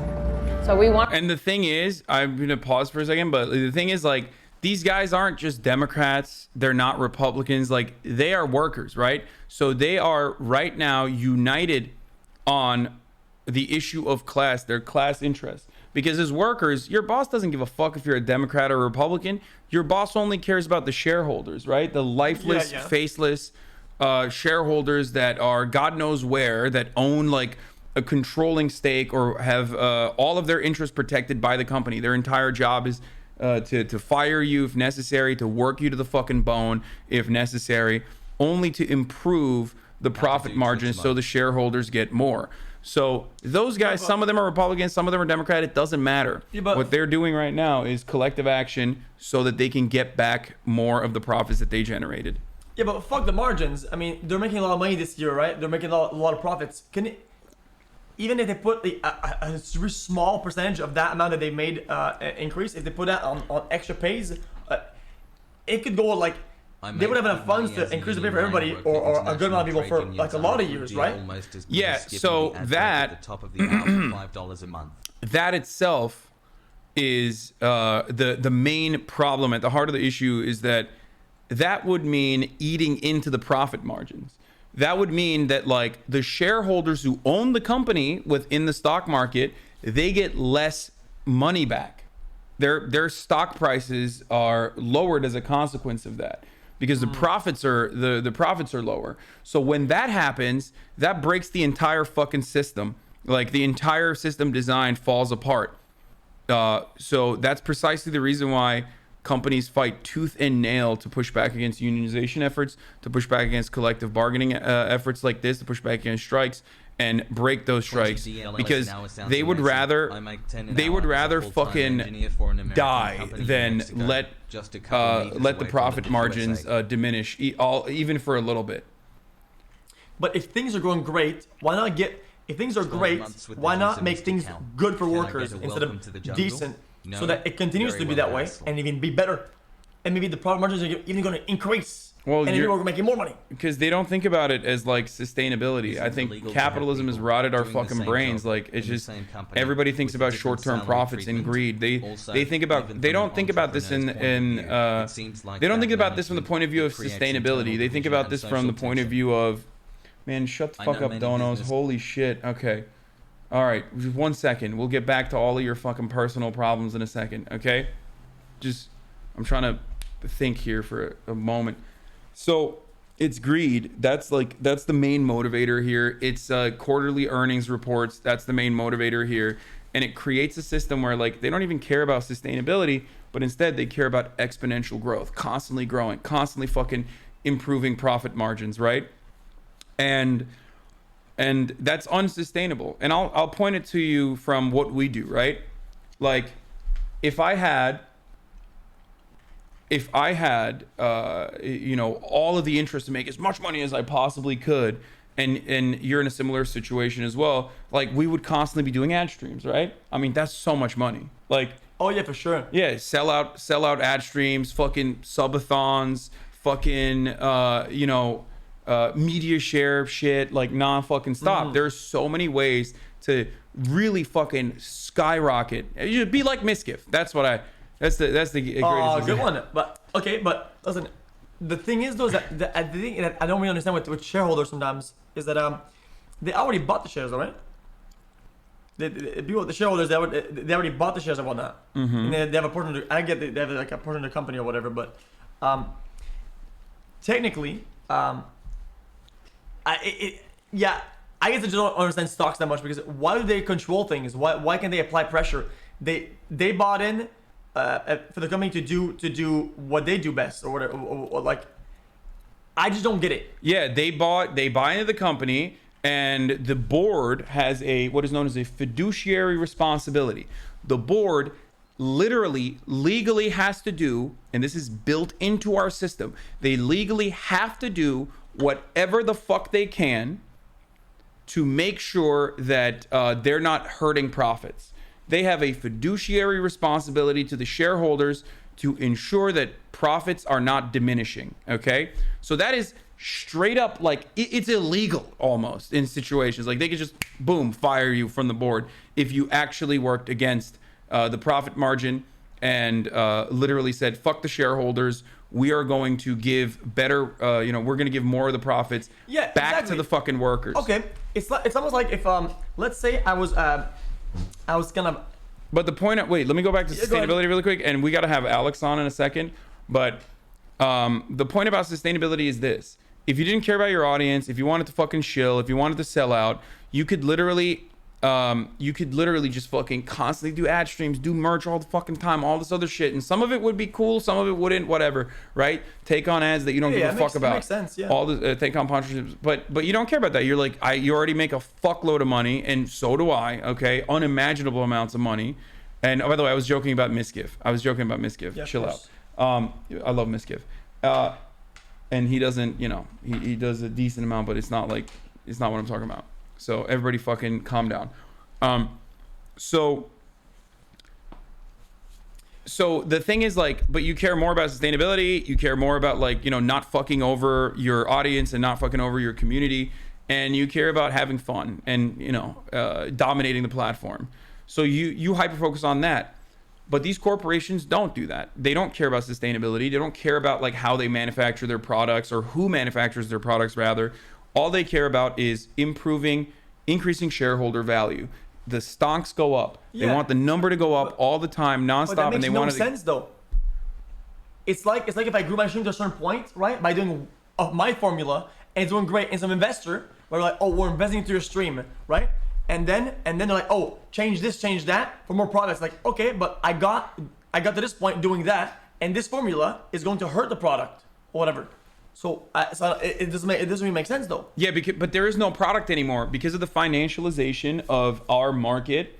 We don't care about manufacturing products anymore. We care about the number going up. Oh, okay. So do you understand? That's why there is more of an incentive to just, like, engage in stock buybacks, for example, I get it now. and all this other shit, rather than, like, literally manufacture stuff. Most of the vertical and horizontal integration on the supply chain occurs because they want to monopolize, and they want to take on they want to dominate the industry in its entirety. That's why, like, Amazon owns, like, delivery, the delivery side of things. That's why Amazon owns factories that create products.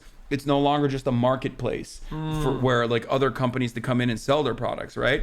And they do that so they can own a bigger piece of the pie, and every single step that you take towards that, you can fuck over your workers, you can do whatever the fuck you want, you can be as abusive as you want, as long as, in the United States of America, as long as the consumer is not harmed, i.e. as long as the consumer gets a cheap good that is immediately delivered to them. So they still buy it, the product still rolls. It's literally legal for them to monopolize.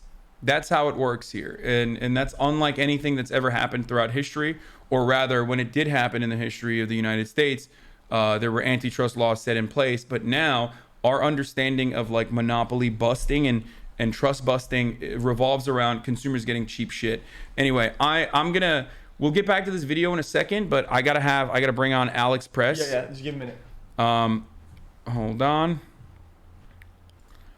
I'm calling her right now. Alex Press, for those of you who don't know, is a brilliant labor journalist. She's one of the best. She writes for Jacobin, of course, which is, she's CIA. Calling you now.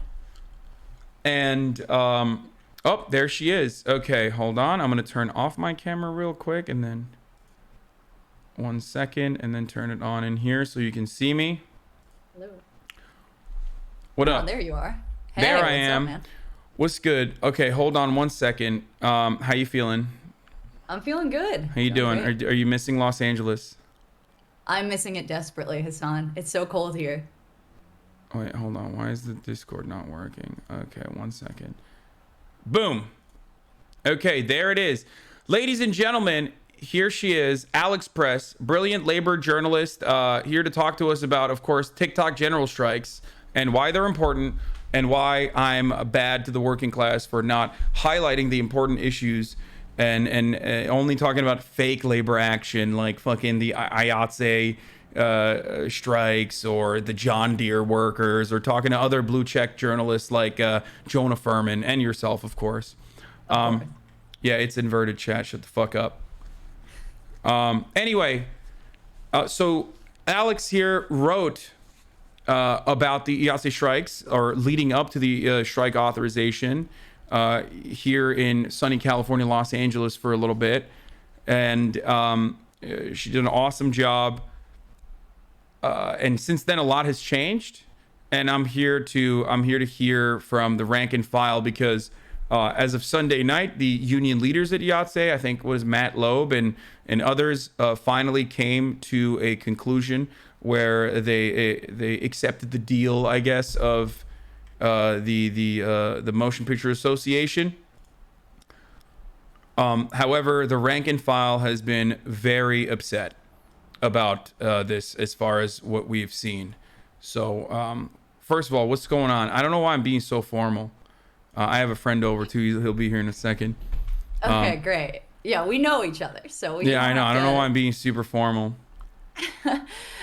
Yeah, so Saturday night is when they announced the tentative agreement.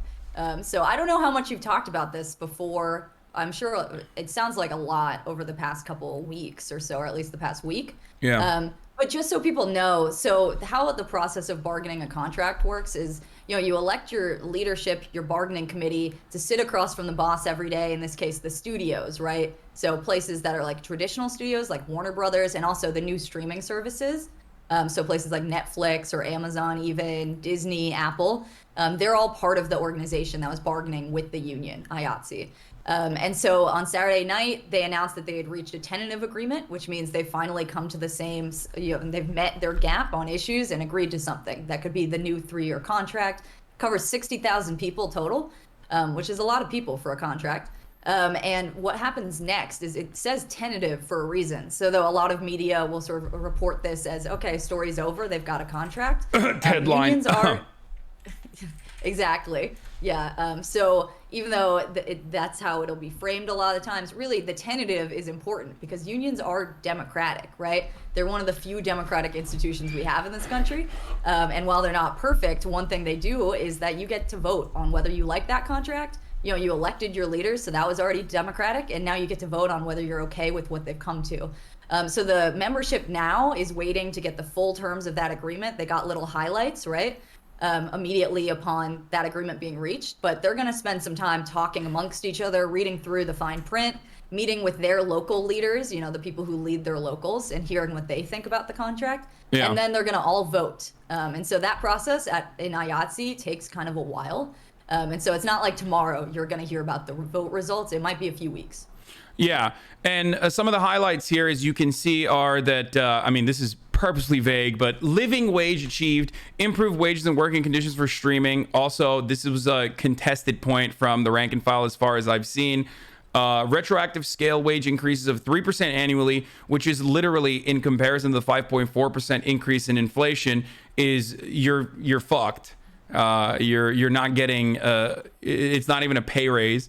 Employer-funded benefits for the term, increased meal period penalties, including the prevailing rate. Now, the meal period penalties up until this moment was $8. So when workers on background that work like as the key grip, the people that handle the electricity on stage, the people that handle the lighting on stage, when they had to work through lunch, there was a penalty that they would, the company, the studio would have to pay. That penalty was laughable, however, $8. So they increased that meal period penalty. I don't know to what.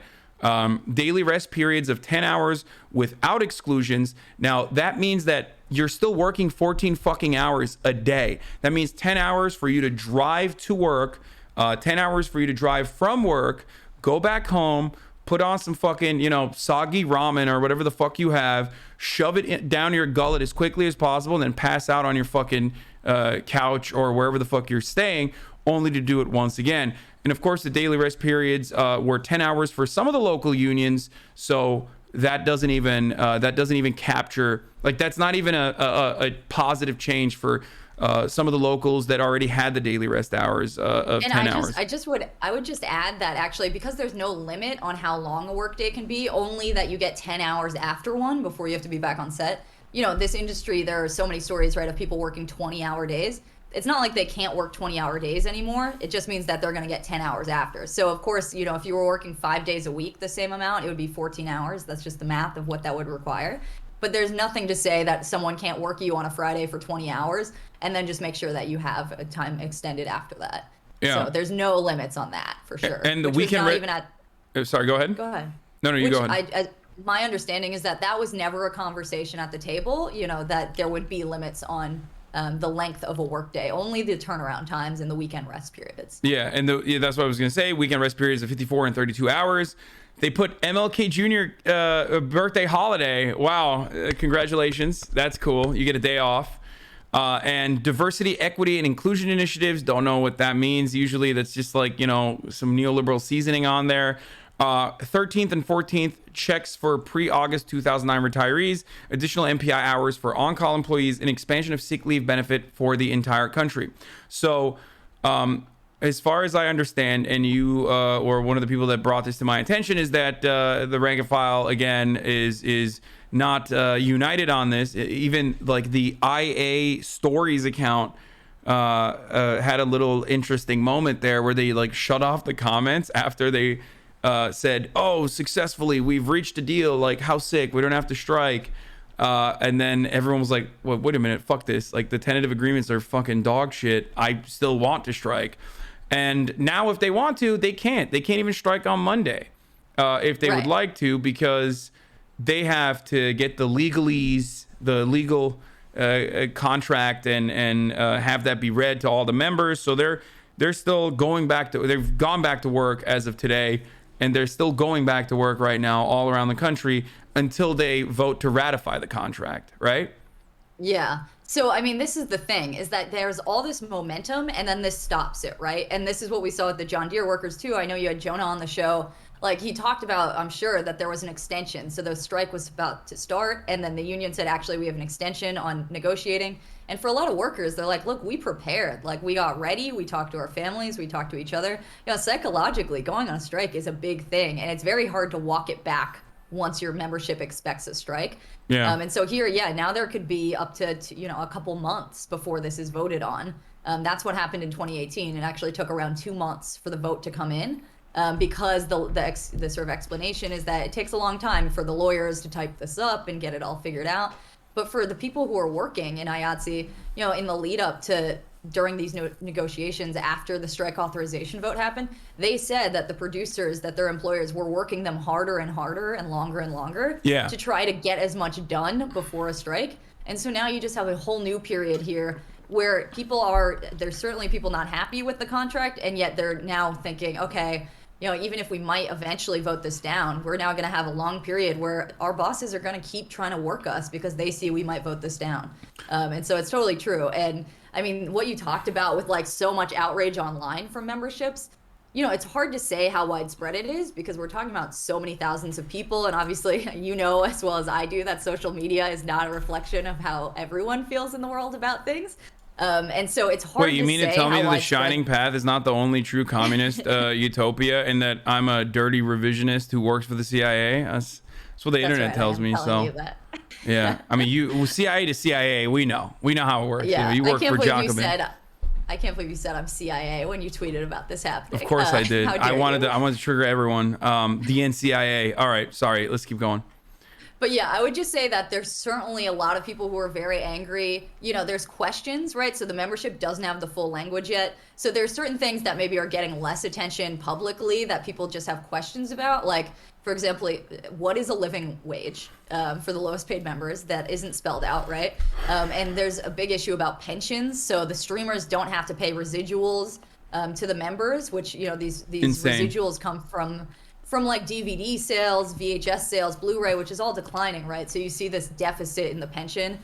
So while the contract apparently says that, you know, that huge deficit, $400 million, is filled, it doesn't really say if there's new mechanisms for keeping this from becoming a problem again. But especially people's concerns are around the turnaround times. A large number of people said they wanted 12 hours, that nothing less than that will do. So again, like as you laid out, we're talking about long commutes. Sets are often in remote locations. LA has a ton of traffic, and that's where a lot of these people work. And so having 10 Georgia, hours Ohio, it's not even just Los Angeles though. Like, Yep. you know, there's like, imagine living in fucking Georgia in the middle of the winter and you have to drive and you're falling asleep. It got to such a point that like, I mean, at least amongst like the IATSE people that I've talked to and what I've read so far, there's like people know at least one person on set, and on every set there's one guy that knows someone who fucking unfortunately died in or got in a serious car accident because they're falling asleep on the wheel. It's like this is a threat not only to the workers themselves but other people as well, and it's happening because they're being fucking worked to the goddamn nub, like worked to the bone every fucking day. mean, it's crazy because like the thing I would say the company I write most about is Amazon, and obviously everyone knows that warehouse work at Amazon is really bad, like famously bad.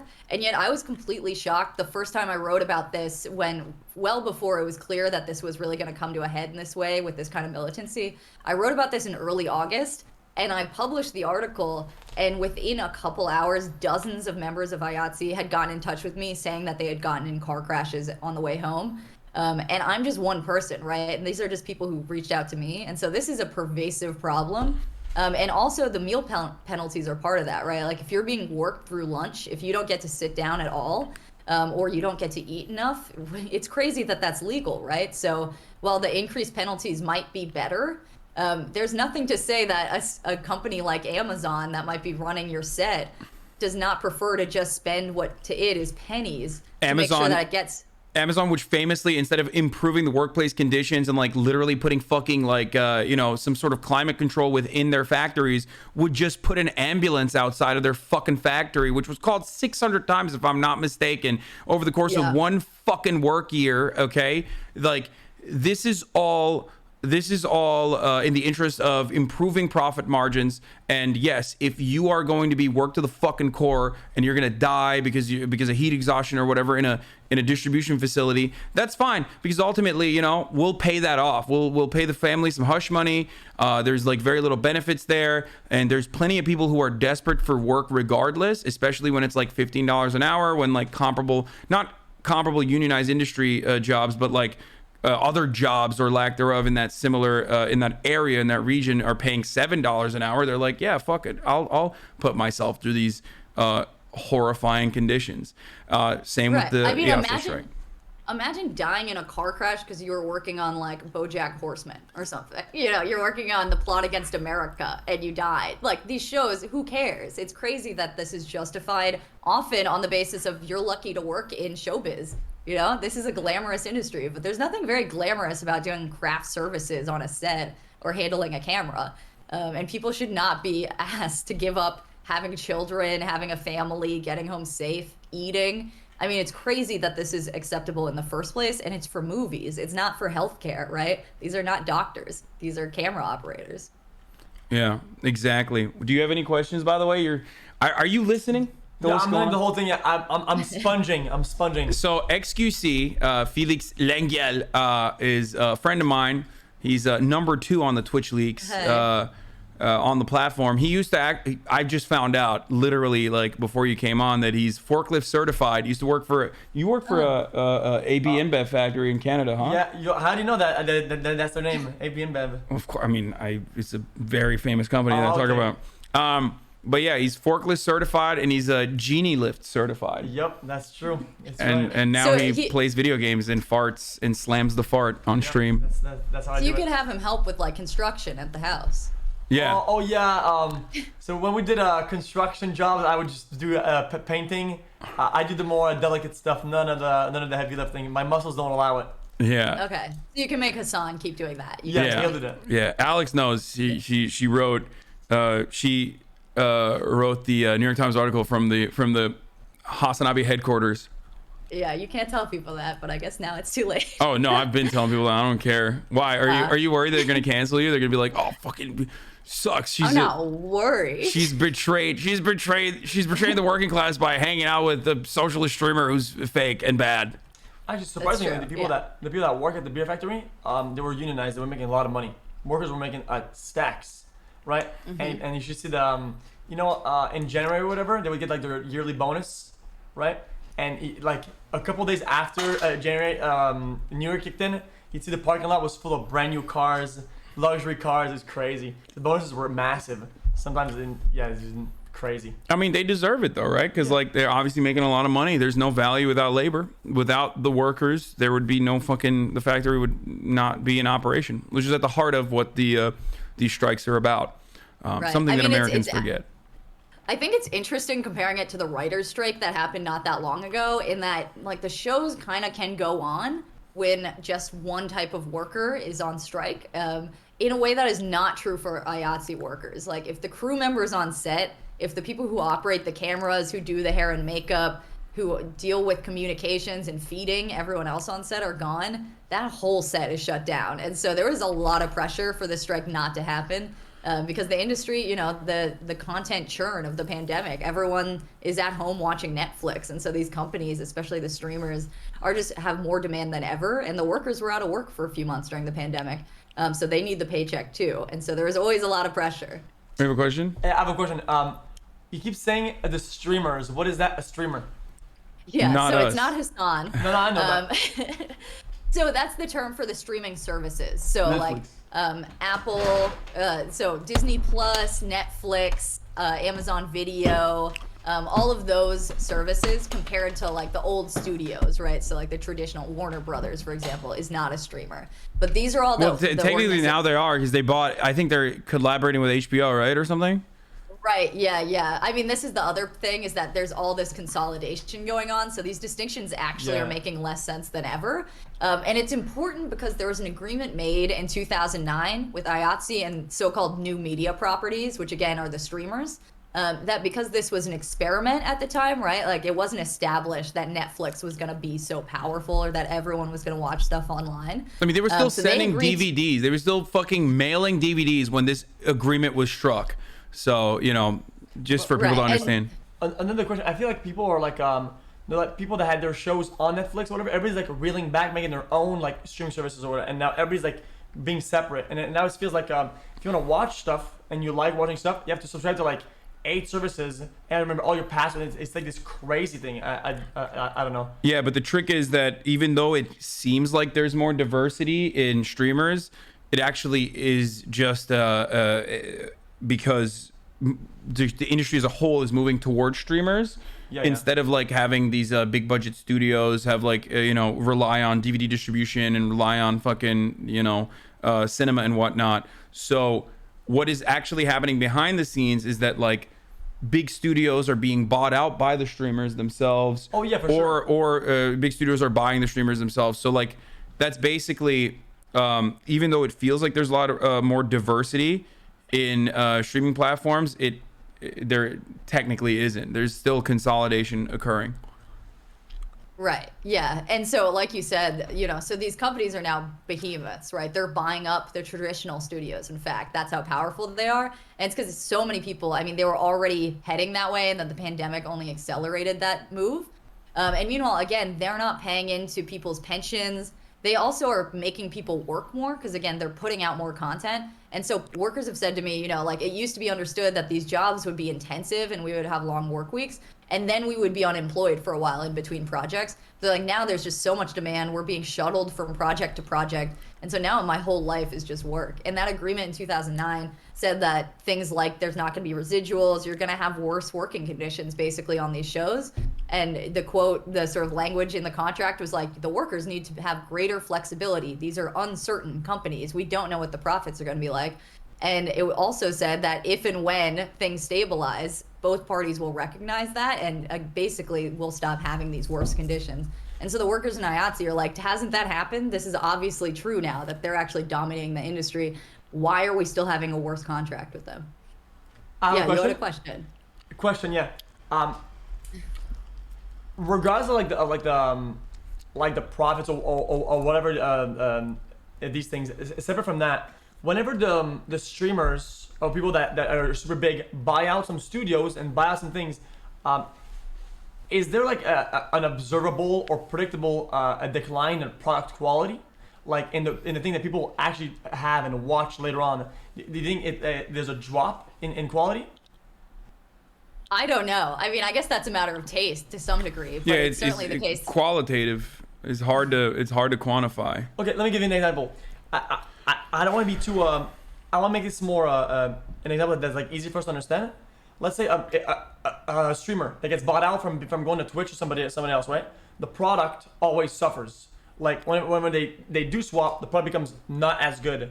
Whenever a big streamer buys out a studio, does the product become affected by that? Or I personally think so. And the greatest example of that consolidation is Electronic Arts buying every other fucking gaming studio and basically pumping out the same old bullshit year over year over year, rather than having AAA titles that require, 5-year runways and all that sort of stuff. Because the real money makers are things like fucking 2K. You know what I mean? Yeah. And that is, you absolutely experience that as a consequence of these consolidations as well in the Hollywood side of things, in an exact same in an identical capacity. Think about what happened to fucking BioWare. Like, all the games that we used to love when we were growing up, I mean, they don't fucking make games like that anymore for the most part. I mean, why do we have Grand Theft Auto 5 playing on like the 11th fucking platform that it's been on, rather than Grand Theft Auto 6? Is because Rockstar, which otherwise used to be an incredible fucking publisher, incredible developer, is now, banking on the IP that they had created. That's why, did you watch Space Jam, the second one? No. Yeah, it was dog shit. It was basically, it was basically a beloved, cherished fucking IP that we, grew up with, that they relied on. They relied on the nostalgia component, and they 100% just kind of wanted to flex all the properties that they own. Same with that fucking streaming movie that came out, like Ryan with Vance City Reynolds. Ryan Reynolds. Sweet Home. Or what? Did you not see that? No, I did not see that. But it's just like, so there is definitely like a drop in the quality. Home Alone, is that what you mean? No. Free Guy was what I was thinking of, like, where they're just like flexing all the media properties that they fucking own. Yeah. And it's just not even about like, good quality content, but instead more so about like all the IP, all the intellectual property that they own. Like, that's Star Wars Pog. And part of it is also that then they're consolidating, right? And they control, there's a relationship to distribution in that smaller distributors that might distribute more independent movies are getting totally priced out of the entire economy. And so the sort of cool or interesting or good movies you might find otherwise, now you don't even know where to find them, right? Because all you can find are these major platforms and the Frankenstein productions they create, like that Space Jam movie. Yeah, it's all just like, the content itself even becomes like referencing things that you recognize, and it sucks. It just sucks. That is perfectly captured in that fucking Free Guy snap that went viral that I have made fun of regularly on this broadcast. Only rare studio like A24. I mean, they make indie shit for the most part, so that's why it's different and the quality is better. But even they will probably cave, and when the profit motive kicks in, start making dog shit content. It just always happens. And meanwhile, the side that we're talking about, of course, other than how it impacts the consumer, is how it impacts the workers, the people that are actually behind the scenes making the content. And yes, while celebrities who are cherished figures, who are very visible, who are also unionized, get a larger piece of the profits that they generate for the movie, even then their surplus labor value is still being extracted, obviously, because studios are making billions of dollars, and then these guys are making like 20 million, and you're like, well, what the fuck? This guy's making 20 million when who knows how much he's generating for the movie itself by just acting in it. They get a decent chunk of the pie, but the people working behind the scenes, the people that make the entire thing run, they're not. And that's the point here. Yeah, definitely. I mean, and I've talked to people, like, I remember talking to a TV makeup artist, and she was like, you know, the actors are unionized. We're not opposed to them. There's no sort of conflict between us. But she's like, it's crazy that we're the ones who show up on set earlier than them, who stay after to wrap and clean up and set everything, you know, break things down, set it up in the morning. And yet we're paid so much less. And she's like, sometimes I'll be doing an actress's makeup, and she has her kid in her lap. They're allowed to bring their kids to work. And she said to me, you know, I would never be able to do that. That's obviously prohibited for us. And she's like, the class system that it feels like this sort of the incredibly hierarchical system on sets is just completely in your face all the time, right? And so IATSE with this strike threat is saying, you know what, if you won't treat us well, if you're gonna actually kill us with these working conditions, then there just won't be a film industry for the moment. Yeah. And the threat was credible, which is why the producers have moved a little bit. The question is the details of how much they actually moved and whether the workers themselves, who are very ready and willing to act together, think it's good enough. One thing that I've recognized, and you and I talked about this briefly, one thing that I suspect is that Loeb and like the union bosses, I believe, were victims to their own like fears about how little power they have, looking at like, you know, how these union negotiations have worked in the past. And that was why they did not go balls to the wall or make like demands that would have been universally approved by the rank and file. I do feel like they didn't even realize how much momentum their negotiations would potentially have, and I feel like that has that's changing. That's part of the reason why I hope that they actually go back and they don't ratify the contract and they actually do end up striking, because you know the iron is really hot. There is there's actually a tight labor market for once. Or at least according to the fucking Chamber of Commerce, they're constantly fucking crying about it. You know what I mean? So they don't need to settle for crumbs. They can actually demand more. And I hope they end up realizing that. I hope the members of IATSE end up realizing that and don't cuck themselves to this deal, which will be for 3 years, but still, you know, that's... Okay, I have to correct you on one thing, Hasan. Going forward, you can't say union boss. These are elected leaders, right? I mean, truly that is a line out of right-wing media. Don't do it. Even liberal media doesn't say union boss as much these days, so you're to the right of the New York Times on that one. Okay, I'm sorry that I don't have a fucking style guide. Sometimes I say union bosses, okay? Labor union leadership. Right. Sorry, you're right. Yeah. We can be critical of them, but they are not the boss. No, this is yet another neoliberal aesthetics-based conversation. You know, okay. It's fine. Look, you're the media, Hasan. I gotta correct you on your errors. The Lion News Media on Twitch. No, you're absolutely right. You're absolutely right. It is. See, that's how effective propaganda works, though, because it's so. Because that's how like this information is trafficked through the media cycle, that like I end up picking up reactionary propaganda points that imply that like there is no democratic organization within the union structure and imply that there's a union boss. And it's like such a nefarious but like such a simple way to you know, for me to even regurgitate right-wing propaganda, reactionary propaganda. You're right. You're absolutely correct. Thank you. I'm glad I've won this argument. That's important. Okay, dude. I just want to say that, like, I agree with you. I think that's an important. I'm kicking you to the curb next time you come to Los Angeles. Yeah, you can't get me out of that house if you tried. I'm coming back. You seem like you wouldn't care. No, I don't give a shit. But yeah, I mean, I would just say that it's true that I think for a lot of the leadership, there was a sense that they didn't quite realize how much they could win right now. You know, and in part that's because these negotiations have been going on for months. So the membership wasn't as engaged when they started. And so the things they brought to the table as sort of the biggest version of their demands were not ambitious enough, at least according to a lot of members, right? So the fact that it's not 12-hour turnaround times, that in fact they were only asking from the start for 10 hours without exclusions, which is progress for some members of the union, but other members are saying, you know, that's not even nearly enough. We should have started that way. And this is how it often works, is a membership is sort of changed as far as their expectations by the process of negotiating or organizing together, and their expectations really get raised. And so that's what we saw with IATSE is, you know, you mentioned the IA Stories account. You know, there have been these through social media and other channels. The membership has sort of gotten outraged together. They've begun talking to each other and realized like, oh my God, this problem is way worse than I realized, or it's more pervasive than I realized, especially the hours problem. And so they now, by the course of this point in the negotiations, actually want more than they originally were asking for. And that makes it very complicated for the leadership. It's true, because it's hard to go back and say we want more than we even asked for in the first place. But it can happen if the membership rejects that contract and actually says we're striking unless we get bigger things. Let's talk about that really quickly. Well, a small question first. What? Small question. Go ahead. Let's say some company or some factory or whatever are doing really good and everybody's working well, they're producing a lot of product and the margins are crazy, they're making a lot of profit and a lot of surplus.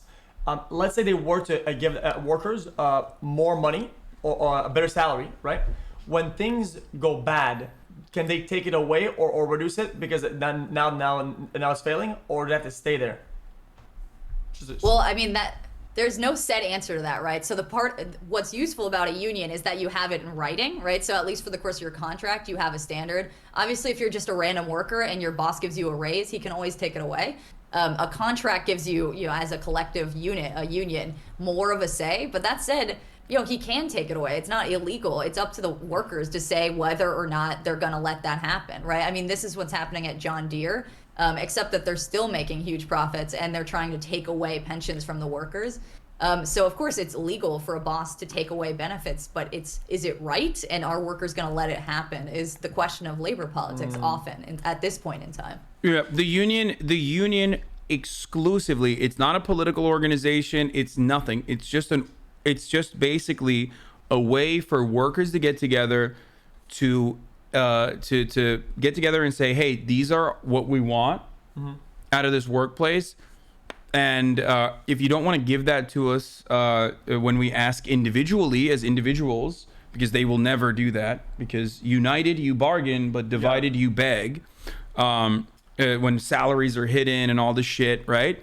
The union basically just is a protective measure for you to be able to say like, hey, listen, like I'm not just some fucking Joe Schmo by myself here, desperate because I have to put food on the table, desperate because I have to, you know, get this remuneration, get this payment so that I can put a fucking shelter over my head and, you know, feed my fucking children.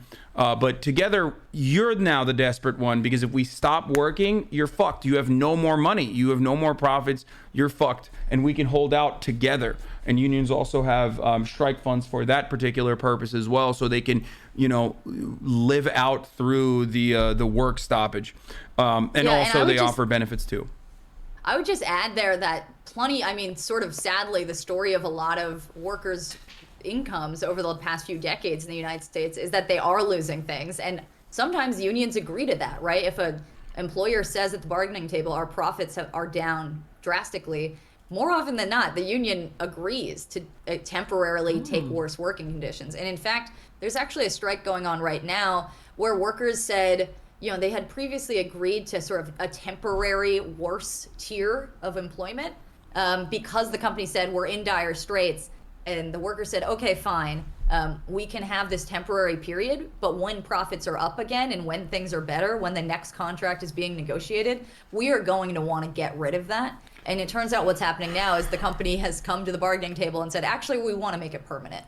And so that's where the disagreement comes in, is that there is often sort of lying going on about what the profits are. I mean, these companies so often that are asking for workers to accept less their executives are getting paid millions of dollars, right? At John Deere, their They're getting CEO paid got millions of 100 dollars so that because they are capable of fucking squashing union momentum too. That's true. Yeah, Yes. they literally are getting paid that because they're like, I know the best lawyers that can fuck this shit up if they ever want to do any sort of like collective action. That's interesting. I have a really small parallel story. It's actually a good story. So when I got into the Overwatch League, right? You know what the Overwatch League is? Right? Yeah. So we all signed our own contracts with our own company. And then we went to the opening media day, right, with the Overwatch League. And then they give us these big ass contracts at the end of the conference, right, where every player had to sign to really like accept the official like Overwatch League agreements or whatever, right? And then there's a document was huge, big ass pile document, and not everybody agreed with everything that was a document. We're like, this is kind of stupid. And then people started bringing up in the room like, guys, maybe we should like unionize or talk about this, right? And then we're like, oh yeah, maybe we should like unionize, right? And then they were like, oh, yo, you know what? You have a 24 hours to sign. You have to sign now. And everybody just signed it, right? And that was the end of it. And they've been talking about unionizing for years, and it never happened. Yep, that's how it works. Companies will do everything and anything in their power. Doesn't matter if it's inhumane. Doesn't matter if it's illegal. They will do literally virtually anything they can to stop workers from unionizing. Even the threat of unionizing in many circumstances will get a company to be like, whoa, hold on. We'll give you more benefits. What do you want? Come on, we're a family. And they lie about a bunch of shit too. And that propaganda, unfortunately, accelerated through mainstream media as well, and that has existed in every facet of our fucking lives, is so pervasive that people themselves, like workers themselves, are anti-union for the most part. They're like, unions are mobbed up, unions are corrupt. And it's like, yeah, sure, there was mob influence in the past, and yes, there was still, you know, there are still problems within unions, but ultimately a union is only there to benefit you and nothing else.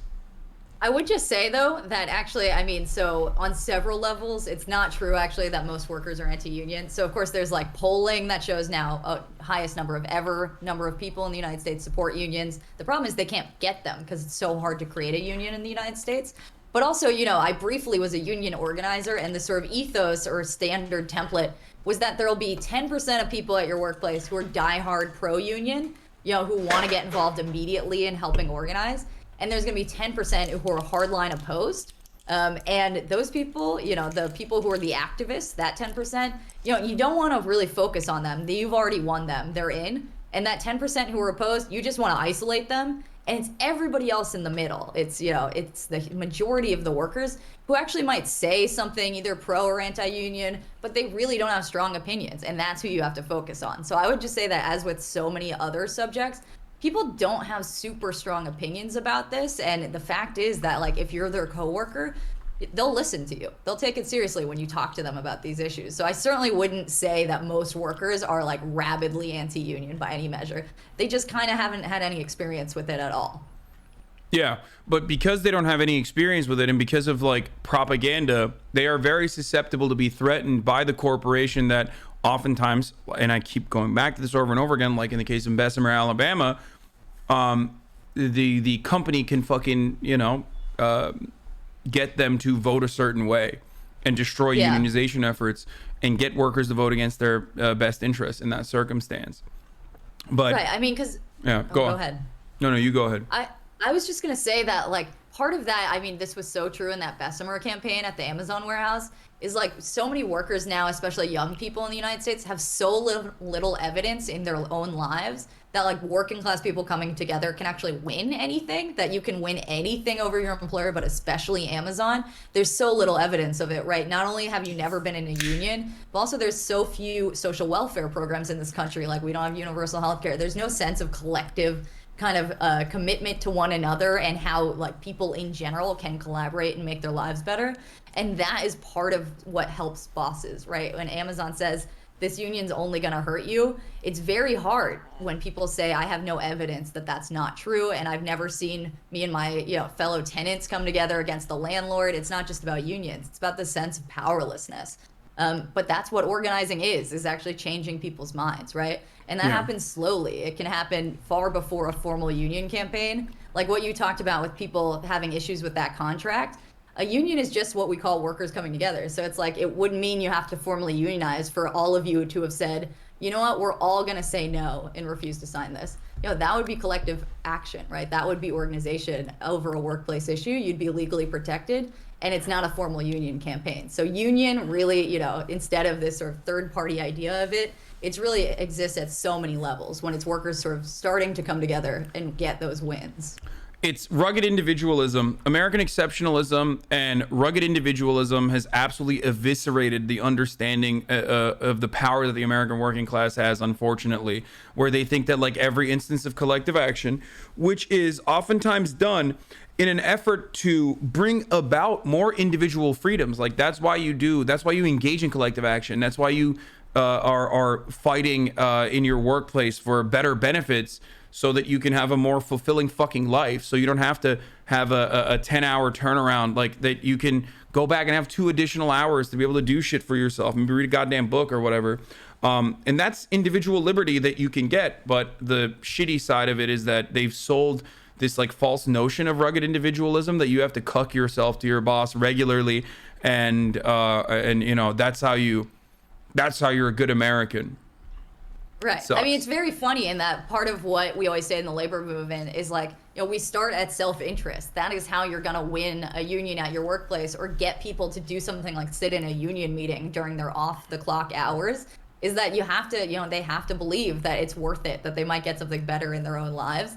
And then it goes from there, right? Your actual views start changing when you see the power that you and your coworkers have. But it starts with self-interest, and it continues being self-interest. I mean, these workers at IATSE want better lives, and part of this is like they got to experience it when they were out of work from the industry during the early months of COVID. They realized like, oh right, I have hobbies, or I want to get married, and how am I gonna meet someone and fall in love when I'm spending all of my time at work or commuting? I mean, these are basic things that make up a good life, and they're not being able to do it because of their bosses. Yeah, I will never find love, so that's outside of my scope of interest or understanding. I'm sorry, I shouldn't have brought it up. But listen, I have a just curious question in here. Won't companies end up outsourcing jobs to Taiwan/India for much easier and cheaper costs without having to deal with unions? Just curious. A lot of companies. Fucking owned, Alex. That's right. You're fucking owned. A lot of companies want to outsource labor. It's a question of whether we let that happen or not. Great, I don't know great what else to tell you. answer. And that is something that the government can and should control. And because they didn't, look at the way that the fucking Rust Belt exists currently. Congratulations. We allowed the profit-seeking, vulturous capital owners to decide that it is actually much cheaper to go and manufacture products overseas and then ship it back here. And give so much power, even if you want to think about it from a national security point of view, so much power to China, our greatest, mortal enemy on the planet, China. Yeah, I mean, the thing I would just say is that, like, so recently there was a strike at Nabisco across the country. All these workers at Nabisco, a bunch of them were working 80-hour weeks, doing hard, serious labor, and it was forced, right? So they were getting paid a lot because of all that overtime, but they didn't have a say. They actually were just being forced to work 16 hours, which a lot of people were like, I don't care how much money you're paying me. I should have the right to say no to that, and we need to change it. And part of what Nabisco was doing was saying, you know, in the past, they had moved jobs to Mexico, and there was sort of this implicit threat of that again this time. And what the workers said wasn't like anti-Mexican sentiment or something. They just started, some of them at least, started building ties with the workers in the Nabisco plant in Mexico and said, how do we get you better working conditions? Because if we don't, this is going to keep happening. And so this is part of what the internationalism of socialists is about. Is that that you can't build socialism in one country. That I don't know. It sounds like some Trotskyist bullshit to me. I don't know what's going on here. I don't know what she's saying. This is the ops. This is the ops talking, chat. Okay. No, I of course I fully agree with you, and that's why it's the international workers of the world and not, workers in just America. Okay, right. So. And there is that is important as an important thing to consider as well. So I don't know if you have any other questions, but the last thing I wanted to ask you before we let you go, and thank you so much for coming on once again. is we talked about the ratification process. Now, there is, of course, also some interesting things going on there. I believe that it's similar to an electoral college system with respect to the locals within IATSE, and that there needs to just be a simple majority vote in a lot of the locals. So, like, if some of the largest locals, regardless, if some of the largest locals are voting in favor of this, it kind of doesn't matter, or against ratifying this deal, it kind of doesn't matter, right? So yeah, it's really complicated. I would just say again, yeah, so everybody votes, but then yes, this electoral college system means, just like how it does in the United States in general, that the end result can be very different than the popular vote. And so what's good is that the biggest locals under this contract, which are locals 600 and 700, are the ones that have in the past either criticized previous tentative agreements, or local 700 voted against the last contract. And so they are sort of the ones that I would say are more likely to sort of oppose it as a local in general. And they're the biggest ones, right? So they would still need a couple others on their side, but it's not impossible. That said, the flip side is, like, if those locals vote yes, it's going to be very hard for everyone else to outnumber them, right? And so the math here is really boring and complicated, but it is important to keep it in mind, because that calculation is going to be happening. And it does make for the possibility that, like, you know, this passes by what seems like a strong margin based on their voting system, but then when you look at the raw numbers, it might be a very close split. And then you're going to see all of this extreme dissatisfaction and anger among the membership, who are going to feel like they got gypped. And so I would just say that it is totally possible for them to organize and get this voted down, but they have so little existing organization, and also so far none of the local leaders have said whether they are going to recommend their members vote in favor of the contract. So it depends on what everyone is going to say about the details of this.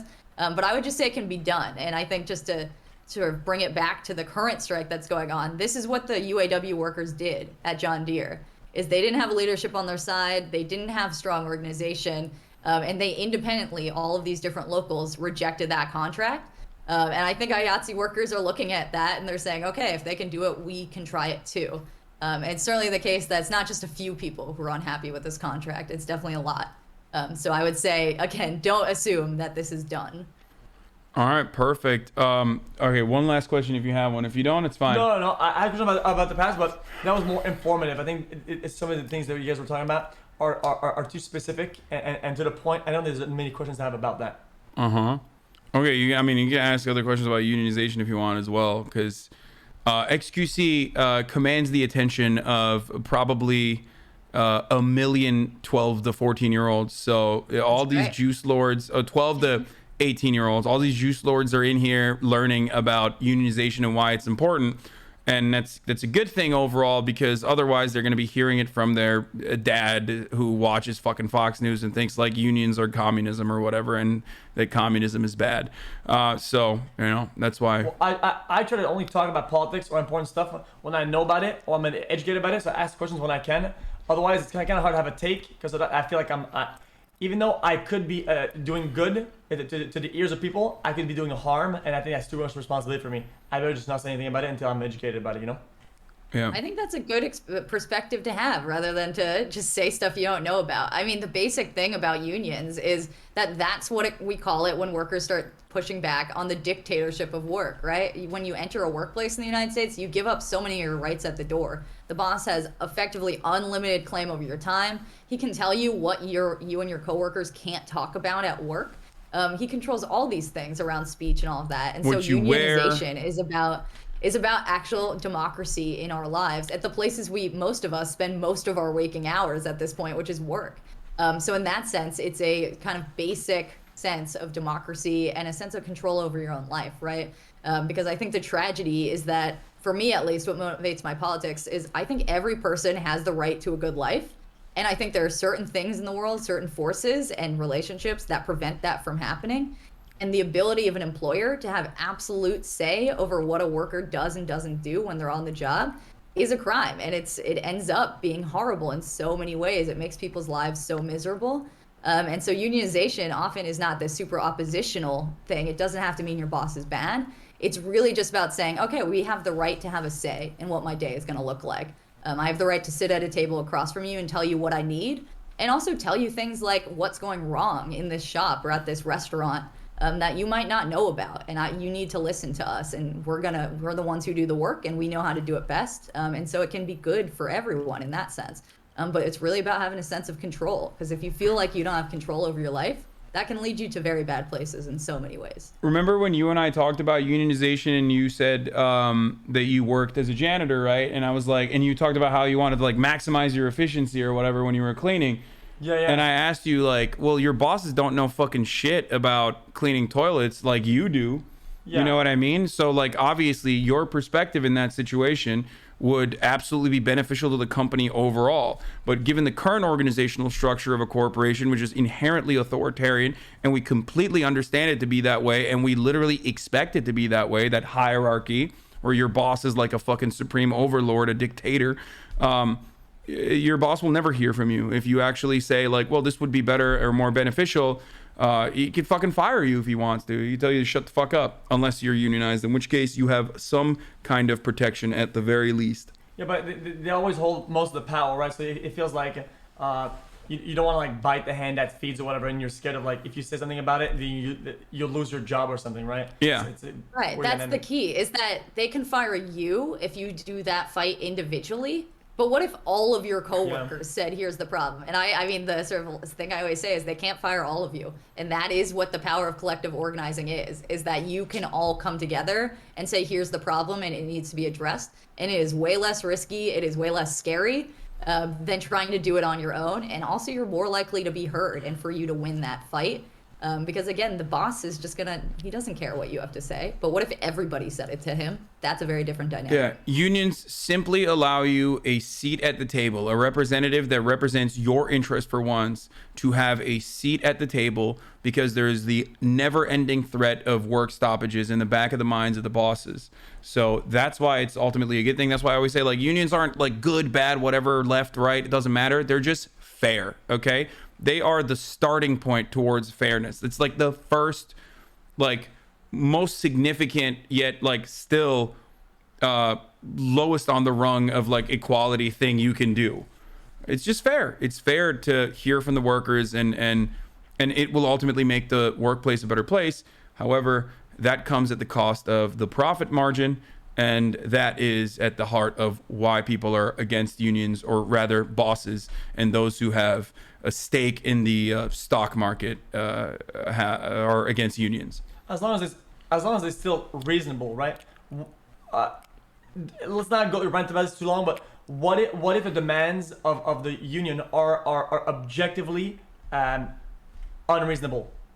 What then?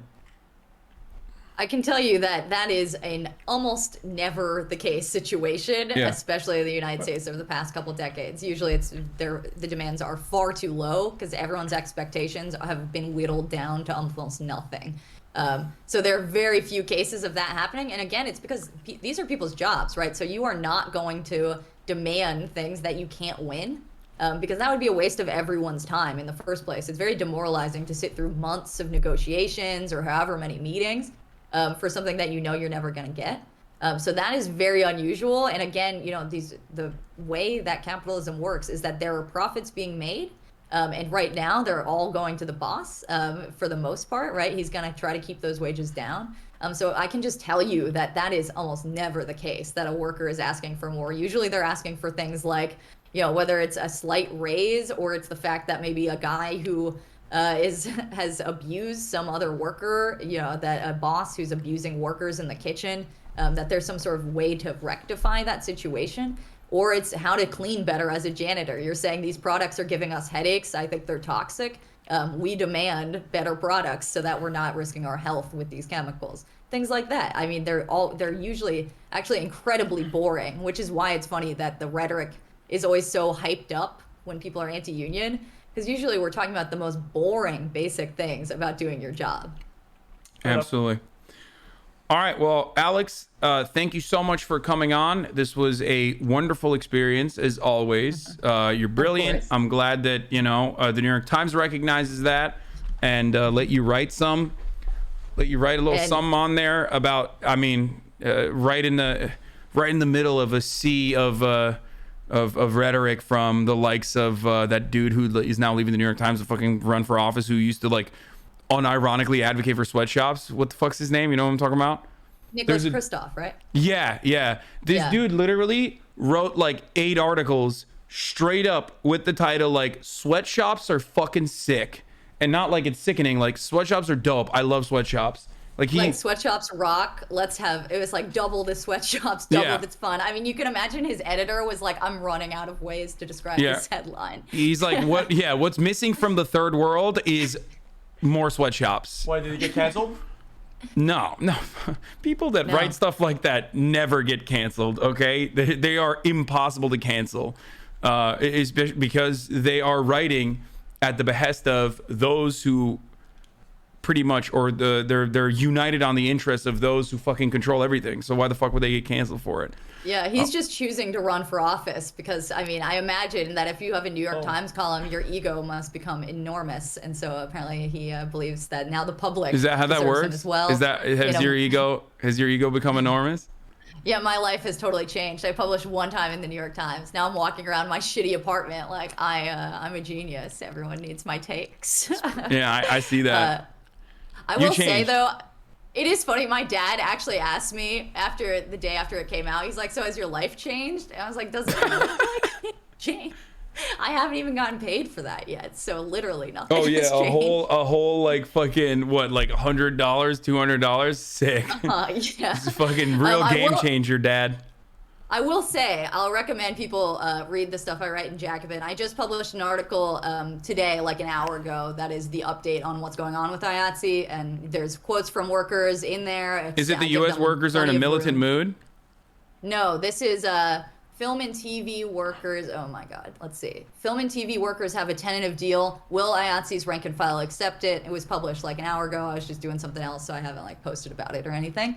But it's a little longer than usual articles that I write because this is kind of complicated and there's a lot going on, and I want to give workers the room to say how they feel.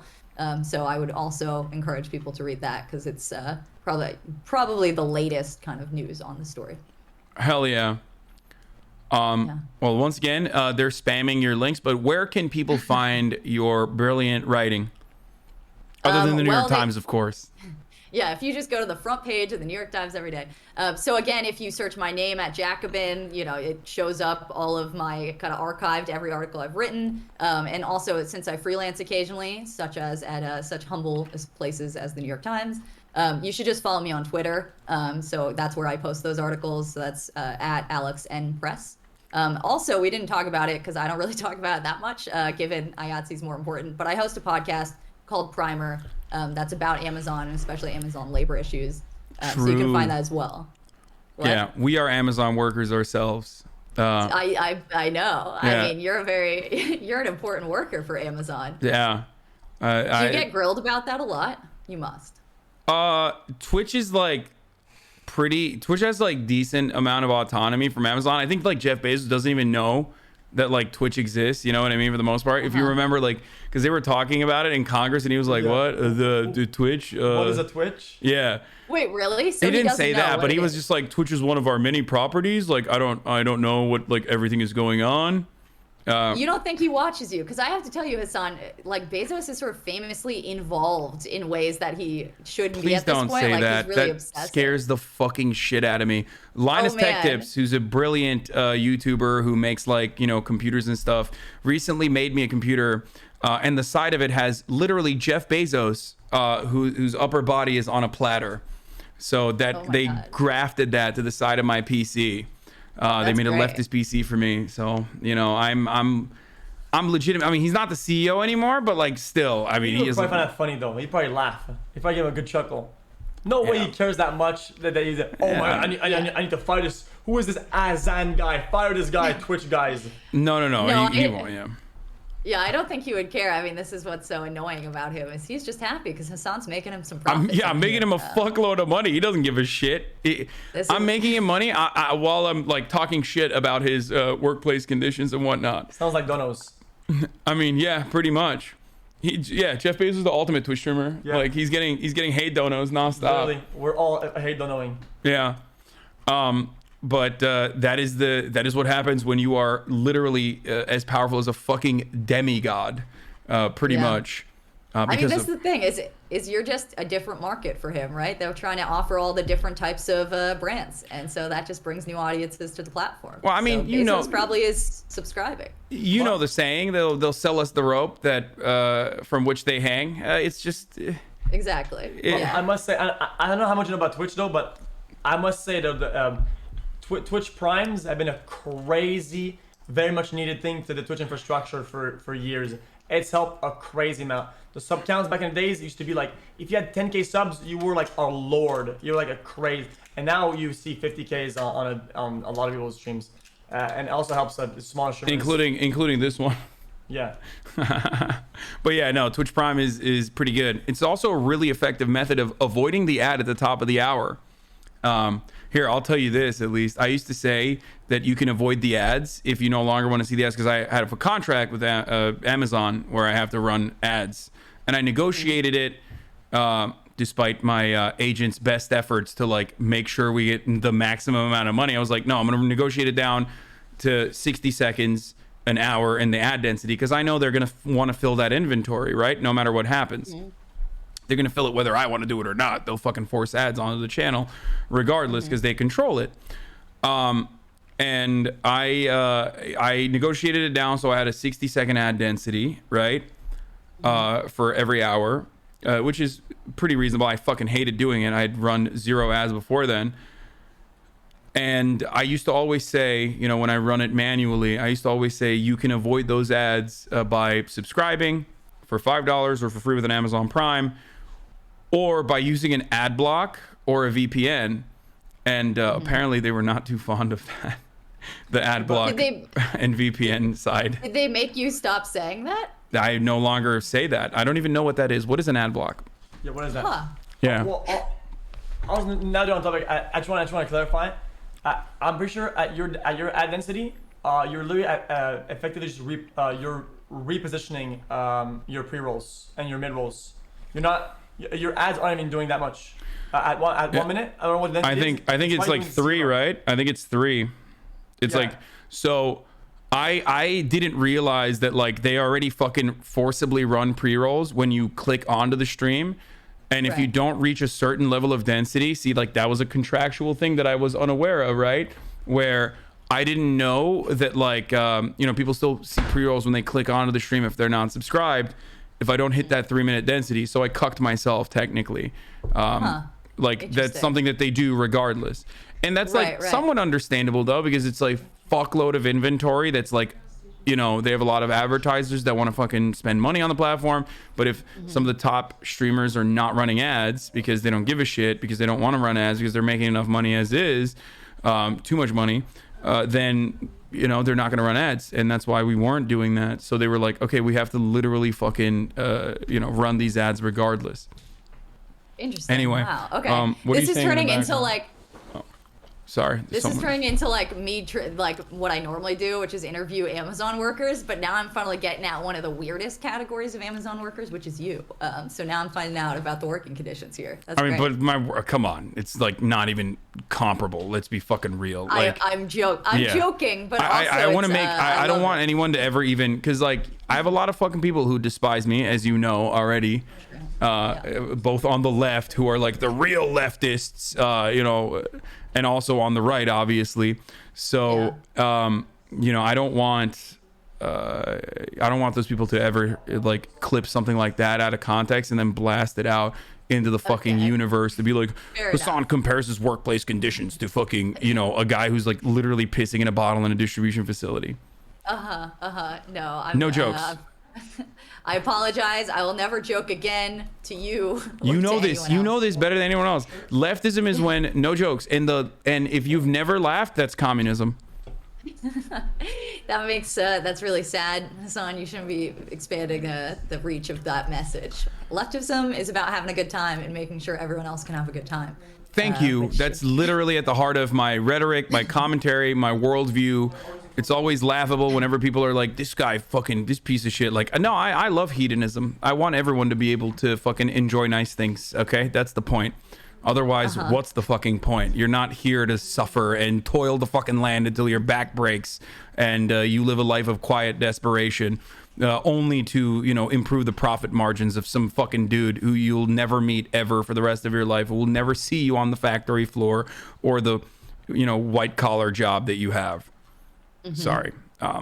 Anyway. Anyway, well, it was great talking to you, Hasan. And pants changing. Oh yeah, I'm going to a podcast. Your little wardrobe change here from XQC. Yeah, I'm going to work.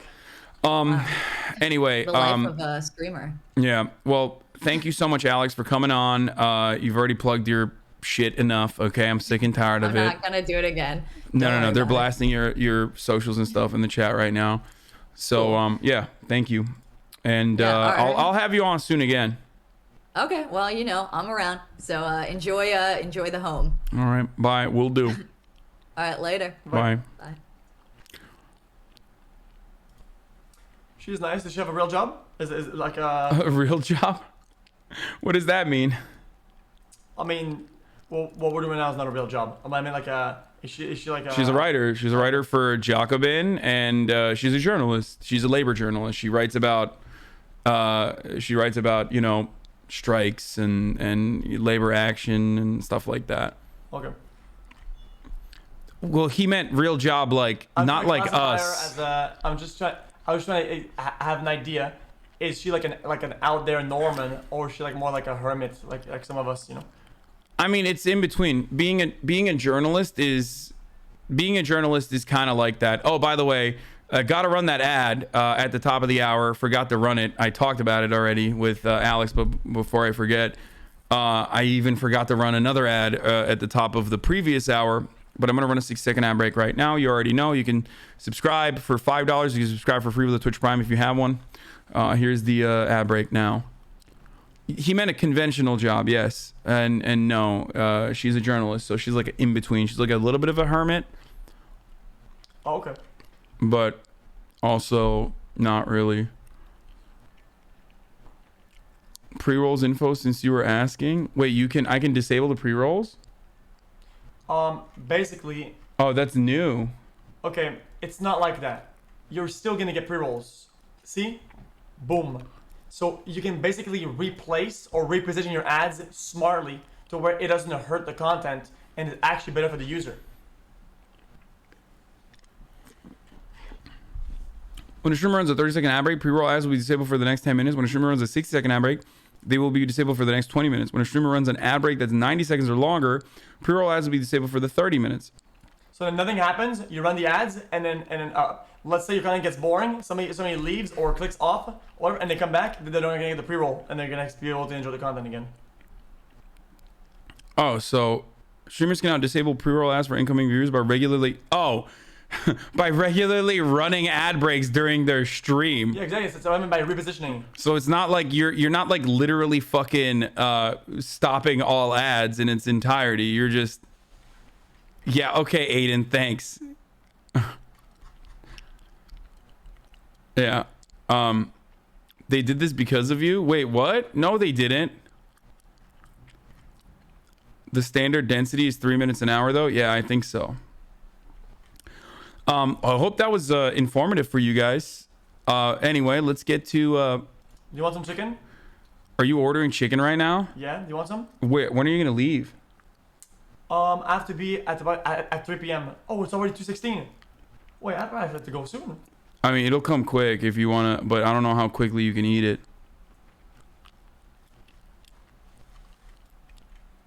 Interesting. It's up to you. I'll order some chicken. If it gets here, if it doesn't, you get it. Okay. I mean, I'll give me some. Give me medium. Give me hot. No, give me medium. Fuck it. Yeah, hot. You're not gonna be able to eat the whole thing. I don't think. Bitch, I eat. You're telling me I'm the fucking chicken connoisseur, motherfucker. I've had Dave's hot chicken before you were alive. Okay. I can't. I literally cannot finish a single tender when it's I've been eating Dave's hot chicken when you were in level. Okay. Really? Yeah. No, not really. But they're really good. They're really good. I love Dave's chicken. I know the owners. Like the owners are friends of mine. They're rich, aren't they? Yeah. Yeah. Super rich. They own a bunch of different shit. They're young too. I wonder if they pay the chicken their fair wage. The chicken, the fair wage? The employees. They're saying bring your kid to work day. Yeah. That's funny. Oh, man. What the fuck? Cooking competition? Hasan trending? What does that even mean? Yeah, what even is that? Why am I trending with a cooking competition? 28K tweets? I'm always trending on Twitter. It's just because, like, I fucking breathe and motherfuckers are like, oh, this dude is a piece of shit. Fuck this guy. Oh, never mind. A chicken shop owned by Hasan Saab was vandalized by locals of the village. Maybe that's why. Jesus. Maybe this, like, Twitter is, like, incorporating that with me into it. I don't know. Vandalize your shop. Please donate. Please subscribe. Repair the shop. I mean, I don't know where it is. If only Hasan and... Wait, what? If only Hasan and squad tweeted about the October 15 general strike, it totally would have happened. Oh, this is a joke. Okay. All people named Hasan are you? Yeah, I mean, according to Twitter, yes. All right, let's talk about Dennis Prager, okay? My problematic fave, Dennis Prager. Okay. This is what we were watching. This is what we were going to watch before XQC showed up. So let's take a look at what's going on. Themasius, I'll click on that in a second. Well, because I derailed the fucking stream so badly. Hey, No, it's been great. All's good. I'm broadcasting from my home because I'm not going into the station as I have COVID. I came tested positive last week, and I have been Is he not vaxxed? steadily improving. This is a demon. He's deaf. He's for sure vaxxed. Like, there's no fucking shot he's not vaxxed. You know what I mean? Motherfucker wearing a tie in his own house? Yeah, for real. What the fuck? I don't understand. Wait, he's that? Okay, you continue then. A lot of these people who, like, spread anti-vax rhetoric, like Tucker Carlson and shit, without a doubt are vaccinated. So, like, they literally are fucking vaccinated and they tell others not to get vaccinated because they know that there's a lot of people in the audience that want that shows that they're edgy. You know what I mean? That shows that, like, these guys go against the grain. And that's why they do that. Interesting. This guy has been fucking linking me this strikes ? Thing over and over again. Oh my fucking god, dude. Oh, it's a meme here. XQC viewers when he doesn't stream for one day on strike. Jesus. Good one, dude. You got it. You got it. He clicked it. You did a thing. Okay. Jesus. He's just been spamming it non-fucking stop. Okay, it was a good joke, dude. Good one. Let's hear At this. no point was I in danger of hospitalization. I have received monoclonal antibodies. That's Regeneron. I have, of course... That's that shit that they put on Trump. Trump used that too. Wait. I'm confused. So these guys get special treatment or like advanced that normal people don't get, and then they brag that they weren't at threat, whatever. How is that comparable? Well, it's not even special treatment now because I feel like monoclonal antibodies are like in Texas and stuff and like other parts of the country they are allowing that to be used. But yeah, they do get the best healthcare. So you're right. Yeah, I mean, it's like a president or whatever had like COVID, and then he was monitored heavily the whole wazoo, and then he shows up and is like, guys, I'm chilling because I'm chilling. Yeah. Well, number one, and even with all the juice, you could still tell that it was still kind of like affecting whatever, and he was trying to hold face. It was just kind of kind of weird. And of course the wild thing is, like, for example, they do this with like ivermectin, right? Like this was like the big thing that people were talking about. Like ivermectin is actually the secret sauce to like COVID recovery. It wasn't. I don't know why the fuck they chose to land on ivermectin, but some of the desperate countries were thinking that could potentially be good. It's a dewormer, right? And ivermectin originally, or the most common usage of it, is horse dewormer. Oh, cool. So people that didn't have access to like regular ivermectin from the doctor would literally go to the feed stores and get fucking horse dewormer paste, and they would like put it on toast, and like they were talking to one another and like Facebook. Yeah, you didn't hear about this? Did that do anything? I mean, it doesn't. It's a dewormer, so it just like sheds your interior lining in your back, in your fucking intestines, but not really. Ivermectin showed that it could prevent COVID-19 replication in a petri dish in concentrations too high for human use. Yes, they were. Humans have used ivermectin, the human version of the ivermectin, which is not concentrated in a horse pace style fucking concentration, is used for curing river blindness, not COVID-19. And there are no studies that show, despite what fucking dumbasses on the internet think, there aren't studies that show that ivermectin is actually successful in curing COVID. So yeah, people were literally going to the fucking feed stores and getting they were going to the feed stores and getting like the horse brand of it, whereas the wealthy people can like still go to their doctors and be like, give me the regular, you know, good stuff.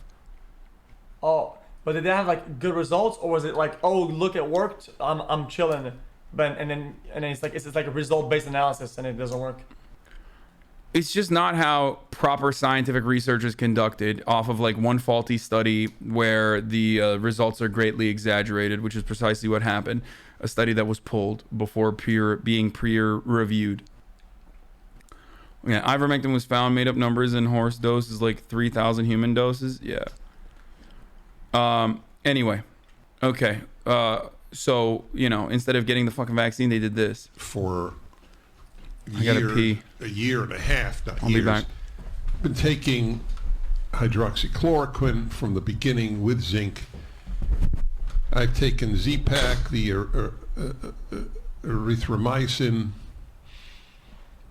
as the Zelenko protocol would have it. I have taken ivermectin. I have done what a person should do if one is not going to get vaccinated. It is infinitely preferable to have natural immunity than vaccine immunity. Huh? And that is what I hoped for the entire time. Hence, I so engaged with strangers, constantly hugging them, taking question for photos chat. Wait for chat. Wait. Even if, let's say that, I don't know the science behind it. It would be better to have natural immunity than for the vaccine, but you would have to go through the process of actually getting it in the first place, right? Which is definitely more risky and dangerous, correct or no? It's a question. No? Okay, interesting. No, correct. It's not better. It's not even better. It's not even better. What's the question? Well, Don't get too close to it. Okay, I was just wondering if because he's saying that natural immunity is infinitely better. It's not. Okay, it's not. So natural immunity has the capacity to give you like good immunity, but the problem is that it's inconsistent. So the vaccine is consistent and also therefore better than natural immunity. Like it's way riskier to rely on natural immunity. We don't know exactly how long you maintain that natural immunity, like how many antibodies are created in your body. Oh, it's more quantifiable and you can, it's more quantifiable when you know how much you've given at what time precisely and then how much it'll retain or whatever. Yes, whereas the vaccine, Hasan, that is not correct. It absolutely is. The vaccine has from as far as we understand, a 6-month timeline of giving you maximum, not immunity, obviously, in the sense that like you're fully fucking never gonna get COVID, but a decent amount of protection from the worst symptoms of COVID, hospitalization, death, that sort of stuff. I mean, the risks of getting it naturally, like, oh, dude, I'm gonna try to get infected to be immune to it. It sounds sort of really counterintuitive. Yeah. Whereas with natural immunity, you have a likelihood of getting a good amount of antibodies, but it's not a 100% likelihood that you're gonna get the level of efficacy even that a vaccine gives you, level of immunity even that the vaccine gives you. Of course, the most immunity and the most protection you get is if you are vaccinated and still got COVID, then you're still the fucking most protected. So It's really fucking stupid. Yeah, 30% of people don't even develop antibodies when they just get straight COVID. So, natural immunity versus vaccines, which are stronger. Let's compare the reinfection breakthroughs and vaccine breakthroughs. Natural immunity is much weaker than the vaccine protection. By how much? Vaccine is 9 times stronger in May, 2 times stronger during Delta variant. I have breakthrough infection with J&J, and my wife and I have been sick for 6 fucking weeks and still sick. I'm sorry to hear that, man. Anyway, so there is that problem as well. So this notion that like, this notion that like natural immunity gets you full coverage is fucking bullshit. Them knowing that I was making myself very susceptible to getting COVID, which is... Bro, I mean, this dude is already old as dirt, but like it is wild to me that he fucking sounds like even more like death than he normally does. Indeed, as bizarre as it sounded, what I wanted... Doesn't help using Skype. Yeah, I mean, he's like fucking Skype, dude. He's Fuck a boomer. Off. He's a boomer. Achieve natural immunity and be taken care of by therapeutics. That is exactly what has happened. It should have happened to the great majority of Americans. The number of deaths in this country owing to COVID is a scandal, which one day will be clear to Americans. The fuck? Okay. This motherfucker is still like during his COVID recovery, dude. He's still fucking lying, dude. It's wild to me. Okay, not an anti-vax loony. I was vaccinated, but every one of their mothers tells me something different. How do I know what to believe? I mean, unironically, do your own fucking research from like qualified publications that are adequately representing and accurately representing the fucking data, okay? And not Facebook and memes, okay? I try to do that as best as I can here. This stuff is really complicated, but ultimately you can't go wrong when you go to the CDC's website, you know what I mean? Where they actually tell you. I'm not asking you to go read fucking studies. That would be a silly expectation. But you know, think critically about the information that you are reading. What are some of the interests that this person might have? If they're fucking trying to sell you vitamin C or trying to sell you like an alternative medication, then they probably are a grifter and they're trying to fucking shill some product to you. Ask a doctor if you have that. That's the best thing that you can do, obviously. But a lot of Americans don't have fucking doctors that they can go to. A lot of Americans don't have primary care physicians that they can be like, hey, what's up? Calling up your doctor. I'm going to ask some questions. Like, so it doesn't work. Vaccines don't stop COVID infections outright. They give you a better chance of not getting hospitalized, which is the entire point. Yes, exactly. Mostly abstain. Ruslan, thank you for the 25 gifted subs. Also, before Bladixon gifted 50. Sorry, I forgot to read it. I got Moderna. Anyway, I don't believe that he is unvaccinated. I know he's like implying that he might be, but I just don't believe that. I think that a lot of these dudes get protected out the wazoo.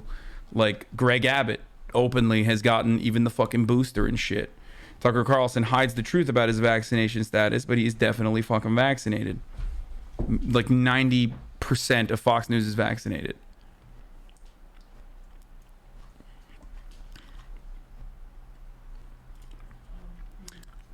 How are we nearly 2 years into this shit? People are still confused on this. Stop relying on right-wing grifters and your medical information and get fucking vaccinated. Yeah. Well, you already mentioned it. You already said it. Are you leaving before the food comes? Yeah, it's your food now because I have to go. I'm late. Oh, what the fuck? I didn't see time fly. Time flew by when I'm having so much fun with my favorite streamer. Yeah, right, dude. Okay, well, I mean, I actually had a lot of fun though. If people say, "Oh, he's bored," I enjoy listening and whatnot. People, I actually enjoy sitting there and just listening, man. I don't mind it, and I had a lot of fun. And I'll see you like in a minute. okay, I'll see you in a little bit. I'll see you in a multitude of ways in a couple minutes, in a couple hours or days. Okay, all right. Okay, have a good show, man. All right, bye guys. Bye, Hasan. Bye. Dave Rubin also tries to hide it. Yeah, that's right, boys. The rich keep getting richer, baby. This is how I stay at fucking top 13. You know what I'm saying? I get number 1 to get me fucking chicken tendies, which I will consume basically for free. You know what I'm saying? That's right, dude. That's fucking right. That's how we do it. Pretty better to me. Okay, Yeah. All right. And thanks for the help. See you guys later. Can you make him... What? I can't make it pays mods, dude. What the fuck do you mean? What kind? You are one of his moderators. Can you pause while I go make an LSF thread about Felix hitting you just now? Do it. Socialism is when chicken tendies for free. Only number 2 gets critical role, you pleb. Yeah, well, number 2 is number 1 because he's the singular person. You missed the part where that old man tiptoed around saying he has the vaccine.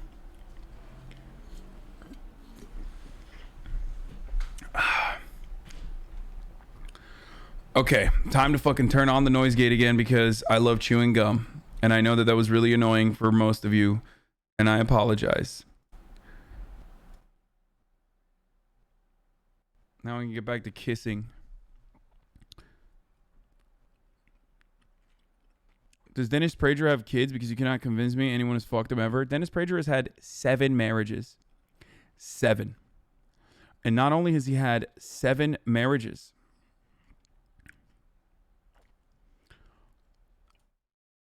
he has written extensively about spousal rape. That's not even a joke. He literally wrote an article famously, which I have read on the show before, called, what was it?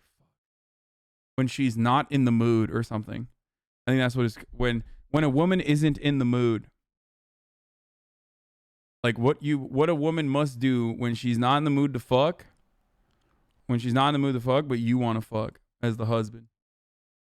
Be louder? No, this is going to be the fucking... And he wrote 2 parts, actually. Yeah, when a woman isn't in the mood, part 1. And then when a woman isn't... It was so nice, he had to write it twice. He wrote a second article called When a Woman Isn't in the Mood, part 2.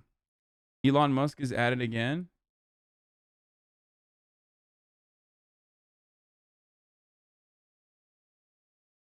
Target audience, Call of Duty, actual audience. Pokemon, target audience, actual audience. Communism, worker, actual audience, this person. Why are these like crusty ass 9gag memes, dude? Why is he so fucking... He is so whack, dude. I like, if you fucking soy face at Elon Musk like memes, you are unironically a big chungus Keanu Reeves Reddit guy, okay? You are a soy facer. Straight up.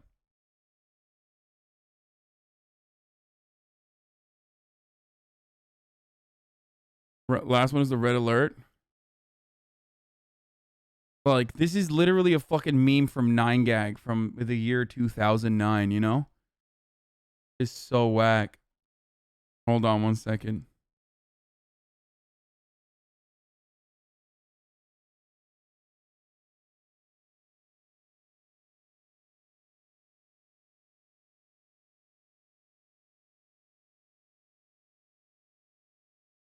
Chat.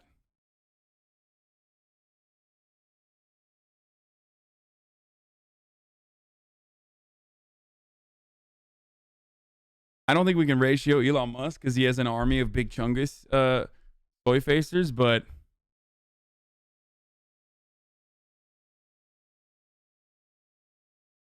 I think we're doing it.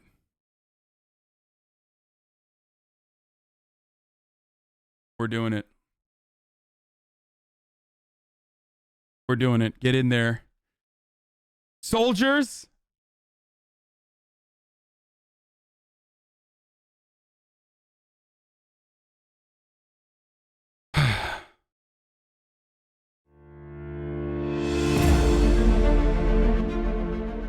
Assume the positions. Man your stations. Battle positions, ladies and gentlemen, boys, girls, and NBs. What we have ahead of ourselves is a unique predicament. For far too long, big chungus Reddit memers putting out deep-fried 2009 era 9gag memes that your father-in-law would laugh at, have been gaining too much prominence. For far too long.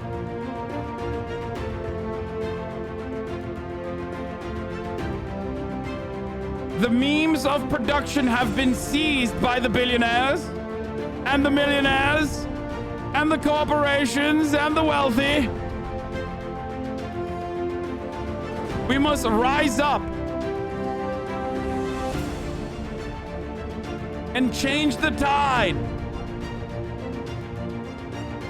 We must wage mimetic war. I know it's a difficult choice, ladies and gentlemen. I know that it's a tough one. But it's one that we can achieve if we put our collective might and our resources together. Elon stands at words of the bar is going to be over for you. I believe in the power that this community holds. I believe that we can stand together.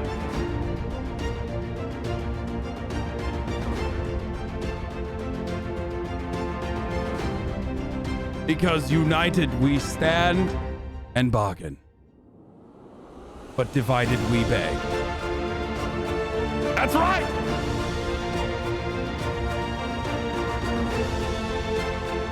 Right, folks.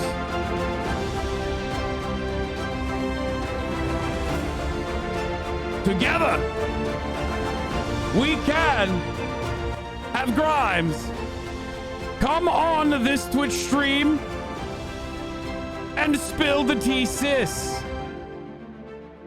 That's right. 43,000 viewers, 7,000 likes so far. Anyway. Juicers and Commies Assemble. Dude, since I showed this tweet, more people have liked his tweet than mine. I suspect that most of the fucking people that are in this audience right now, the juicers, are actively and deliberately liking the Elon Musk tweet. So we have failed. Someone I follow replied. Okay. I mean, that's not surprising.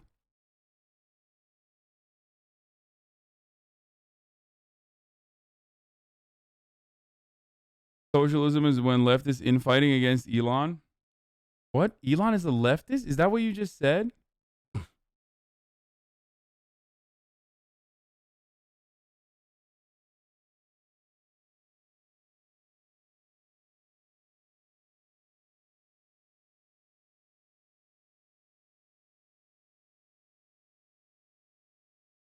This.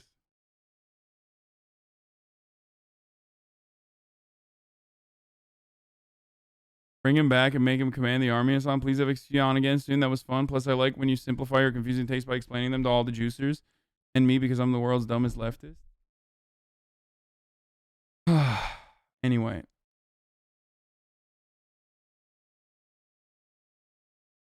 XQC will honorably be chanting at chat and juicers alike and retweet. I mean, I tried to.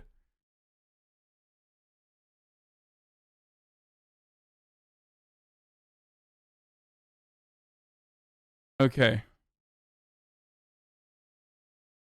Okay, we're done. We're done. You know he made that meme because he's hurting about Grimes? Yeah, that's why I fucking added Grimes in it. One day we will have Grimes on the broadcast and she will describe her future worldview, her vision. She will illuminate.